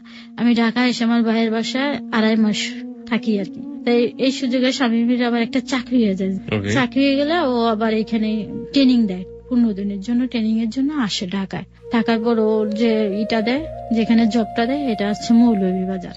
তো ও ওইখানে জব করা শুরু করে, তাই এক বাসা নেয় একটা। তারপরে আমাকে বললো যে ঠিক আছে তোমাকে নিতে আসবো, আমরা বাসা নিছি। ও আমাকে যেতে বললো, আমার ভাই আমাকে গাড়িতে উঠায় দেয়, আমি চলে যাই। পরে আমাদের যে আসবে মালটাল ছিল ওটা নিয়ে আমরা একটা ট্রাকে করে মৌলভীবাজার রাত্রে চলে আসি। চলে আসার পরে এই যে মৌলভীবাজারে শুরু হয় আমাদের। তো এখানে থাকা অবস্থায় দেখা যাচ্ছে ও চাকরি করে আসে। আমার শাশুড়ি হয়তো কিছুদিন আমার এখানে থাকে, আবার ননদের বাসায় চলে যায়। আমার এই ননদের বিয়ের পর থেকে, বিয়ে হয়েছে 8 বছরের মতো, এই 8 বছরের মধ্যে আমার শাশুড়ি ওইখানেই থাকে বেশি। কারণ ওনার মেয়েকে নাকি উনি প্রচন্ড ভালোবাসে। ওনার মেয়ে নাকি কিচ্ছু বোঝে না, আমার শাশুড়ি মেয়েটা কিচ্ছু বোঝে না, নাকি একদম ছোট, এটা আমার শাশুড়ির ধারণা। কিন্তু তার একটা বাচ্চা আছে। এইভাবে যায়, কিন্তু আমার শাশুড়ি বাসায় থাকে না। স্বামী সকালে চলে যায় আর রাত্রে আসে, কোনোদিন লাঞ্চ টাইমে আসে আবার চলে যায়। এবার রাত্রে আমি প্রায় 10টা থাকি, কিন্তু বাড়িওয়ালারা খুব ভালো, আমাকে খুব ভালো জানে। তাই এই সময় যেতে যেতে যেতে একসময় আমি কনসেপ্ট করি আর কি। বিয়ের কত মাস পর? এটা হচ্ছে বা কত বছর পর? 2.5 বছর তো হবে। বিয়ের 2.5 বছর পরে 2010-এ। ওকে, বিয়ের 2.5 বছর পরে আপনি কনসেপ্ট করলেন। হ্যাঁ, কনসেপ্ট করার পরে এটা স্বামী প্রথম দিকে এটা মেনে নিতে পারেনি। এটা বললো কি যে তুমি একটা কি বিপদে ফেলতেছো আমাকে। তাই আমি বলছি কি কেমন কি বিপদে, সব বাবারা খুশি হয়, তুমি এখানে এরকম কথাটা আমাকে কেন বলছো। তো এক পর্যায়ে আস্তে আস্তে কিন্তু এটা মেনে নেয়, ও খুব খুশি যেহেতু বাচ্চা। দেখতে আমার পরীক্ষার জন্য প্রস্তুতিও নিতে হবে, ফাইনাল পরীক্ষা শুরু হয়ে যাবে। কি পরীক্ষা ওটা? আমি মাস্টার্স ফাইনাল দিব তখন। ওকে। এবার যেতে থাকে, তা আমি ঢাকায় আসি, যাই, একা একাই আসি, যে আমাকে গাড়িতে তুলে দেয়, আসি আবার যাই রেজিস্ট্রেশন করার জন্য, ফর্ম ফিল আপ করার জন্য বারবার আসতে হয়, যেতে হয় আমাকে। ওই অবস্থায় আমার দেখা যাচ্ছে আমি সারাদিন কিছু খেতাম না, ওই অবস্থায় খেতে পারতাম না। কিছু খেলে একটু পানি খেলে আমি বমি করে ওটা ফেলে দিতাম। আর স্বামী চলে যেত সকালে, আর আসতো 8টা বেজে যেত, 8টা-9টা বেজে যেত। তো আমাকে দেখাশোনার জন্য কেউ থাকে না। তা বাড়িয়ালি, তারপরে বাড়িয়ালির যে জাটা ছিল, ওরা আমাকে খুব কেয়ার করতো, যে তুমি কি করতেছো, কি খাচ্ছ, এই সময় তোমার কাছে একজন লোক থাকা উচিত, তোমার শাশুড়ি তো থাকতে পারে, এটা আমাকে বলে। তা আমি তাকে বলি কি যে আমার শাশুড়ি তো আসলে আমার ননদের বাচ্চার জন্য মায়া বেশি, ওইখানে থাকে, এটা বলে কাটিয়ে দিতাম। তো একদিন এরকম অবস্থা, আমার বাচ্চাটা পেটে থাকা অবস্থা, আমি স্বামীকে বলি দেখো এই অবস্থা, সবাই প্রশ্ন করে তোমার শাশুড়িটা তো থাকতে পারে, তুমি অসুস্থ। এটা বলাতে স্বামী খুব রাগ করে যে কেন আমার মার কথা তুমি এগুলো বলবা, আমার মার যেখানে ভালো লাগে সেখানে থাকবে। তো এটা নিয়ে আমি কিছু বলি না, এভাবে যায় যেতে থাকে। তা যখন আমার 5 মাস এভাবে চলে আসে, তা তখন আমার ফাইনাল পরীক্ষা শুরু হয়ে যায়। তখন আমি ঢাকায় এসে আবার এই অবস্থায় পরীক্ষা দিতে থাকি। আমার ভাই প্রতিদিন আমাকে কলেজে নিয়ে যায়, তিতুমির কলেজে পরীক্ষাটা হয়। তখন আমার ভাই প্রতিদিন নিয়ে যায়, আবার আসার সময় আমাকে সিএনজি ভাড়া দিয়ে দেয়, আমি চলে আসি। তারপরে আবার ভাইবাটার জন্য আবার দেরি হয়, যার কারণে আমি আবার চলে যাই। ভাইবাটার জন্য কেন থাকবো, ভাইবার ডেট 1-1.5 মাস পরে দিচ্ছে। আবার আসি, আমি একা একা এসে একা ভাইবাটা দিয়ে আবার চলে যায়, কিন্তু কখনো আমার সঙ্গে আসে না। আমি বলি যে তুমি দেখো আমার সঙ্গে গেলে তো ভালো, আমি অসুস্থ মানুষ। তা বলতেছে সমস্যা নাই তুমি যাও। যে কাজটা করে চলে আসো, আমার তো সময় নেই হাতে, দেখো আমি সকালবেলা রাত্রে আসি, আমার তো সময় নেই। তাও দেখা যাচ্ছে আমি কিছু খেতে পারি না, মাঝে আমাকে স্যুপ টুপ করে দেয়, এগুলা খাইটাই। তা আমি প্রায় 6 মাস পর্যন্ত কিছু তেমন একটা খেতে পারি না, পরে যে হালকা হালকা খেতে থাকি। আমার আম্মার আবার দেখা যাচ্ছে খুব অসুস্থ, আমার আম্মার একটা অপারেশন লাগবে, তখন আমার 8 মাস পড়ে গেছে। তা আমার আম্মার অপারেশন করবে, কিন্তু আমার আম্মার অপারেশন করা হয়ে গেলে আমার আম্মার আর সেন্স ফেরে না। তো এটা নিয়ে আমার হসপিটালে আমার ভাই বোন সবাই খুব কান্নাকাটি করতেছে, আর আমাকে ফোন দিয়েছে যে মার অবস্থা ভালো না, এরকম একটু কান্নাকাটি করছে। সকালে অপারেশন করছে, সন্ধ্যা হয়ে গেছে, এখনো সেন্স কেন ফিরবে না। তো এই অবস্থা আমি খুব কান্নাকাটি করছি। তার স্বামীকে ফোন দিয়ে, দেখো আমার মার অবস্থা ভালো না। তো বলছে কি অবস্থা, তাই আমার ভাইকে ফোন দিয়ে, আমার ভাই দেখে প্রচন্ড কাঁদতেছে। পরে আমি বলছি আমি যাবো। তাই ওই অবস্থায় স্বামী আমাকে নিয়ে আসে ঢাকায়। নিয়ে আসে পর আমার আম্মা এখানে আস্তে আস্তে সুস্থ হয়। হওয়ার পর আমার আম্মা বলতেছে এই অবস্থা তোমার আর যেতে হবে না, তোমাকে আমি বাড়িতে নিয়ে যাব, বাড়িতে নিয়ে যাব, তুমি যা হোক আমার কাছে হোক। তারপরে আমার আম্মার কাছে এখানে ঢাকা 1 মাস থেকে আমি চলে এলাম বাড়িতে। গোপালগঞ্জ চলে যাওয়ার পর এরকম ও স্বামীর সঙ্গে কথাবার্তা হয়, নিয়মিত কথাবার্তা হচ্ছে, যেতে থাকে। এক পর্যায়ে হয় কি যে আমার একটা ডেট দেয় ডাক্তার, আমি আল্ট্রাসাউন্ড করে দেখি যে আমার পেটে মেয়ে। এটা যখন দেখি তখন আমার একটু মন একটু খারাপ হয়ে যায়। কেন? এই জন্য খারাপ হয় যে একটা ছেলে হলে মনে প্রথমে ভালো হইতো। এটা আপনার মানে ব্যক্তিগত ফিলিংস? হ্যাঁ এটাই, কিন্তু মনে অত না, এমনি একটু খারাপ লাগছে যে ছেলে হলে প্রথমে একটা ভালো হইতো, এটাই। তারপরে আল্ট্রাসাউন্ড আমাকে একটা ডেট দিয়ে দিল, আল্ট্রাসাউন্ড একটা ডেট দিল, আর ডাক্তার আমাকে একটা ডেট দিল, 2টা ডেট পড়লো। তা ডাক্তারের ডেট মতন আমার বাচ্চাটা না হয়ে আমি দেখা যাচ্ছে সময় পার হয়ে গেছে, ডাক্তারের ডেটটা চলে যাওয়ার পর আমার তেমন একটা খারাপও লাগে না কখনো। আর এভাবে খারাপ না লাগার কারণে আমার আম্মা বলতেছে কি যে ডেটটা চলে গেল, তাহলে তোমাকে আবার আল্ট্রাসাউন্ড করাই। ঠিক করা হলো যে কালকে যে আল্ট্রাসাউন্ড করবো। হঠাৎ করে আমি কাগজগুলো বের করলাম, ডাক্তারি কাগজগুলো বের করার পরে দেখি কি যে আবার ডেলিভারির ডেটটা সামনে রয়েছে। এটা যখন দেখি তো আমার আম্মাকে বলি মা আমি যেতাম না, যেহেতু সামনের ডেট আছে আমি যাব না এখন। তা এই জন্য যেতে চাইনি, আমার না লজ্জা করতো বাইরে বেরোতে, ওই অবস্থা। রাস্তাতে যাবো এটা আমার খুব লজ্জা করে এটার জন্য। তা এভাবে আমি বাড়ির থেকে বাসাতে বেরোতাম না, যে সারাদিন শুয়ে বসে এভাবে কাটাইতাম। তাই এক পর্যায়ে দেখা যাচ্ছে সেপ্টেম্বরের 4 তারিখে রাত্রে আমার প্রচন্ড পেইন ওঠে। পেইন ওঠার পরে 4 তারিখে রাত্রে হালকা হালকা 5 তারিখ সারাদিন এরকম চলে যায়। পেইনটা এরকম দিন যখন যায়, সারাদিন সারা রাত পেইন হতে থাকে, সকাল 10টার পরে আমার পেইনটা কমে যায়। তো আমাদের একটা নির্ধারিত নার্স রাখা ছিল, আর গ্রামের দেশে বলে না দায়ী, এই 2টা রাখা ছিল। তা তারা আমার সঙ্গে সঙ্গে থাকে। তাই পেইনটা সকাল 10টা পর্যন্ত আস্তে আস্তে কমে যায়। কমে গেলে পরে 15-20 মিনিট পরে যে আমার এক প্রচন্ড পেইন ওটা, যেটা আমি সহ্য করতে পারি না। তখন এটা জানার পর আমার ভাইকে ফোন দেওয়া হলো, ঢাকায় থাকে ভাই। তো ভাইকে ফোন দেওয়া হলো, আমার ভাইয়ের মাকে পর্যায়ে বললো তুমি এখন ওকে নিয়ে বসে আছো কেন, ক্লিনিকে নিয়ে যাও না কেন। তখন আমাকে ক্লিনিকে নিয়ে যাওয়ার পর দেখি পেইনটা কমে যায়, কিন্তু আবার 15-20 মিনিট পর ওঠে, এত পেইন ওঠে যে আমি সহ্য করতে পারি না। এভাবে যেতে থাকে। ডাক্তার আল্ট্রাসাউন্ড করে দেখে যে আমার পেটের মধ্যে আমার বাচ্চাটা মারা গেছে। তো এটা আমাকে আর জানানো হয়নি। এটা যখন আমাকে জানায়নি, এটা আমার ভাইয়ের কাছে ফোনে জানাইছে, আমার আম্মা ওদের সবাইকে জানাইছে, কিন্তু আমাকে আর জানায়নি। না জানার পর আমি তো জানি যে আমার বাচ্চাটা হবে। তো ওই যে 4 তারিখে রাত্রে পেন হচ্ছে, 5 তারিখ সারাদিন চলে গেছে, আমার পেটের মধ্যে মৃত বাচ্চাটা রয়ে গেছে। এদিকে স্বামীকে ফোন দেওয়া হয়েছে, তো স্বামী আবার 5 তারিখে রাত্রে রওনা দিচ্ছে। তার আগে আমি বারে স্বামীকে বলছি দেখো আমার সময় যখন কাছে আসবে, ডেলিভারির সময়টা তুমি আমার কাছে থাকবা, যেহেতু তোমাকে দেখলে আমার অনেকটা সাহস থাকবে, এরকম আমি তাকে সবসময় বলতাম। একবার যে ও আমাকে বলে তুমি কখনো সিজার করবা না, এটা বলতো। যাতে আমার এই চিন্তা ভাবনা করছে সিজার করতে নিষেধ করছে, তা ওর কথা আমি পালন করি। কেন বলতো সিজার করবো না? বলতো যে পরবর্তী তোমার সমস্যা হয়ে যাবে, তুমি নরমালে বাচ্চাটা হওয়ার চিন্তা করবা। আচ্ছা, পরবর্তীতে বেবি নিতে সমস্যা হবে, অন্য কোনো সমস্যা হতে পারে, এই জন্য আমাকে বলছে তুমি নরমালে বাচ্চাটা হওয়ার চিন্তা করবা, সিজার করবা না। আচ্ছা প্রিয় শ্রোতা, এখানে আমি একটু বলতে চাই যে ওনার হাজবেন্ড শামীম যেটা বলেছে সেটা ডাক্তারি ভাবে সত্য না মিথ্যা সেটা আমরা জাজমেন্ট করিনি, এটা তার ভাষ্য ছিল। সুতরাং যারা সিজারিয়ান বেবির কথা চিন্তা ভাবনা করছেন তারা এরকম নেগেটিভ ভাবে কোনো কিছু চিন্তা ভাবনা করবেন না। ইস দেয়ার ভার্স, এটা তারা ভাবে চিন্তা করছে, এটা তাদের চিন্তা ভাবনা, এটা ডাক্তারি ভাবে সত্য কি মিথ্যা এটা আমরা যাচাই করে দেখতে চাইনি। হ্যাঁ, তারপর ওই দিনকে পার হয়ে যায় 6 তারিখের রাত। আমার এত কষ্ট হয়েছে, আমি সারা 2 দিন কিচ্ছু খাই না, শুধু একটু পানি খাই, ওটা বমি করে বের করে দেয়। আমি 2 রাত 2 দিন কিচ্ছু খাইনি, এবার আমার কষ্ট হয়। কষ্ট হতেই থাকে। তো এটা দেখে আমার আম্মা সহ্য করতে পারে না। আমার সহ্য করতে না পারে কি যে তুমি আমার মেয়েকে বাঁচাও, আমি যদি আমার মেয়ে বেঁচে থাকে আমি ভবিষ্যতে আমার মেয়ে বাচ্চা পাবে। এটা বলে তো আমার মেয়েকে বলছি যে সিজার করে ফেলো। তো এটা বলার পরে তখন নার্স বলছে না সিজার করা যাবে না, আমার সমস্যা আছে এখন। কেন সমস্যা? না সমস্যা আছে, সিজার করলে ওর পরবর্তীতে সমস্যা হয়ে যাবে, এটা বেশি বাচ্চা নিতে পারবে না। যখন এটা বলে তারপরের দিন আমার এক পরিচিত ভাই ছিল এখানে যে আমাদের কাজ টাজ করতো। জি। তো অনেকে বলে যে পানি পড়া দিলে নাকি ভালো হয়, এটাই। তা বলছে যে আমাকে একটু পানি পড়া দে, ওর ভালো লাগে নাকি, পেটের ব্যথাটা কমে নাকি, এটা বলছে। তা আমি বলছি যে তো ওনাকে একটু ডেকে নিয়ে আসো, ওনার সঙ্গে কথা বলবো। ডেকে আসে, আমি বলছি যে ভাই দেখেন, আপনি দেখেন তো পানি পড়া দিলে আমার পেনটা কমে নাকি।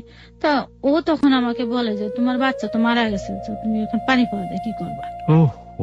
যখন আমাকে কিন্তু জানানো হয় না, তখন ওটা শুনে আমি খুব কান্নাকাটি করি, এক পর্যায়ে প্রচন্ড কান্নাকাটি করি, কেন আমাকে জানানো হয়নি। তখন আমি চিন্তা করি যেহেতু আমি আর সিজার করতাম না, এটা যেভাবে হোক নর্মাল হোক। বহুত কষ্টে ওটা আমাকে নর্মালে ডেলিভারি করাতে আর পারে না। তখন স্বামী ক্লিনিকে ও আসে, যখন আমি দেখে যে আর সহ্য করতে পারি না, সিজারের জন্য ওটিতে নিয়ে গেছে, তখন আমার বাচ্চাটা নর্মালি ডেলিভারি হয়ে যায়। ওটিতে যাওয়ার পরে নরমালি ডেলিভারি হলো। ওকে। হওয়ার পরে বাচ্চাটা দেখে সবাই খুব কাঁদছে, আমার হাজবেন্ডও খুব কান্নাকাটি করে। তা আমাকে বাচ্চাটা দেখাবে না, আমি বললাম যে আমাকে একটু দেখাও। তখন আমাকে একটু দেখায়, সবাই বলে যে তোমার ভুলের জন্য বাচ্চাটা আজ মারা গেল, আপনাকে ব্লেম করা হলো। পারিবারিক ভাবে যতগুলো ভুল হচ্ছে সবগুলোর জন্য আপনাকেই ব্লেম করা হচ্ছে। এটাই। আপনার ভুলটা কি বলতো ওরা এই বাচ্চাটার জন্য? যে আমাকে বলছে যে তুমি সিজার করলে তো বাচ্চাটা পাইতা। তা আমি বলছি যে সিজার আর আগে যে সিজার করবো, আমার যেহেতু কোন রকম খারাপ লাগেনি কখনো, এই জন্য আমি বুঝতে পারিনি। আর আমার এই ধারণাটা কম ছিল। তা আমার আম্মা শুধু বলে তোমার ওই দিনকে আল্ট্রাসাউন্ড করতে নিয়ে যেতে চাইছি, তুমি কেন গেল না। তা আমি বড় চিন্তা করে দেখলাম আসলে এটা আমারও তো ভুল। আমি যদি আল্ট্রাসাউন্ড করে দেখতাম আমার বাচ্চাটা কি পজিশনে আছে, তাহলে তো আমি করতে পারতাম যাই হোক একটা।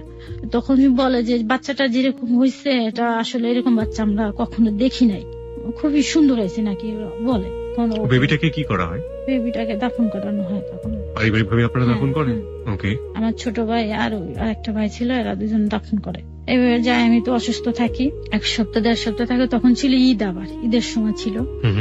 আমি তো মনে করছি যে আমার কোনো সমস্যা নেই, কিন্তু ওই যে আমার বাচ্চাটা হওয়ার জন্য ওরা আমাকে অনেক করছে আর কি। আমার পরে এক ধরনের ইন্টারনাল যে কাজগুলো করে ওটা করছে, করার পর আমার অনেক সমস্যা হয়ে গেছে পেটের ভিতর।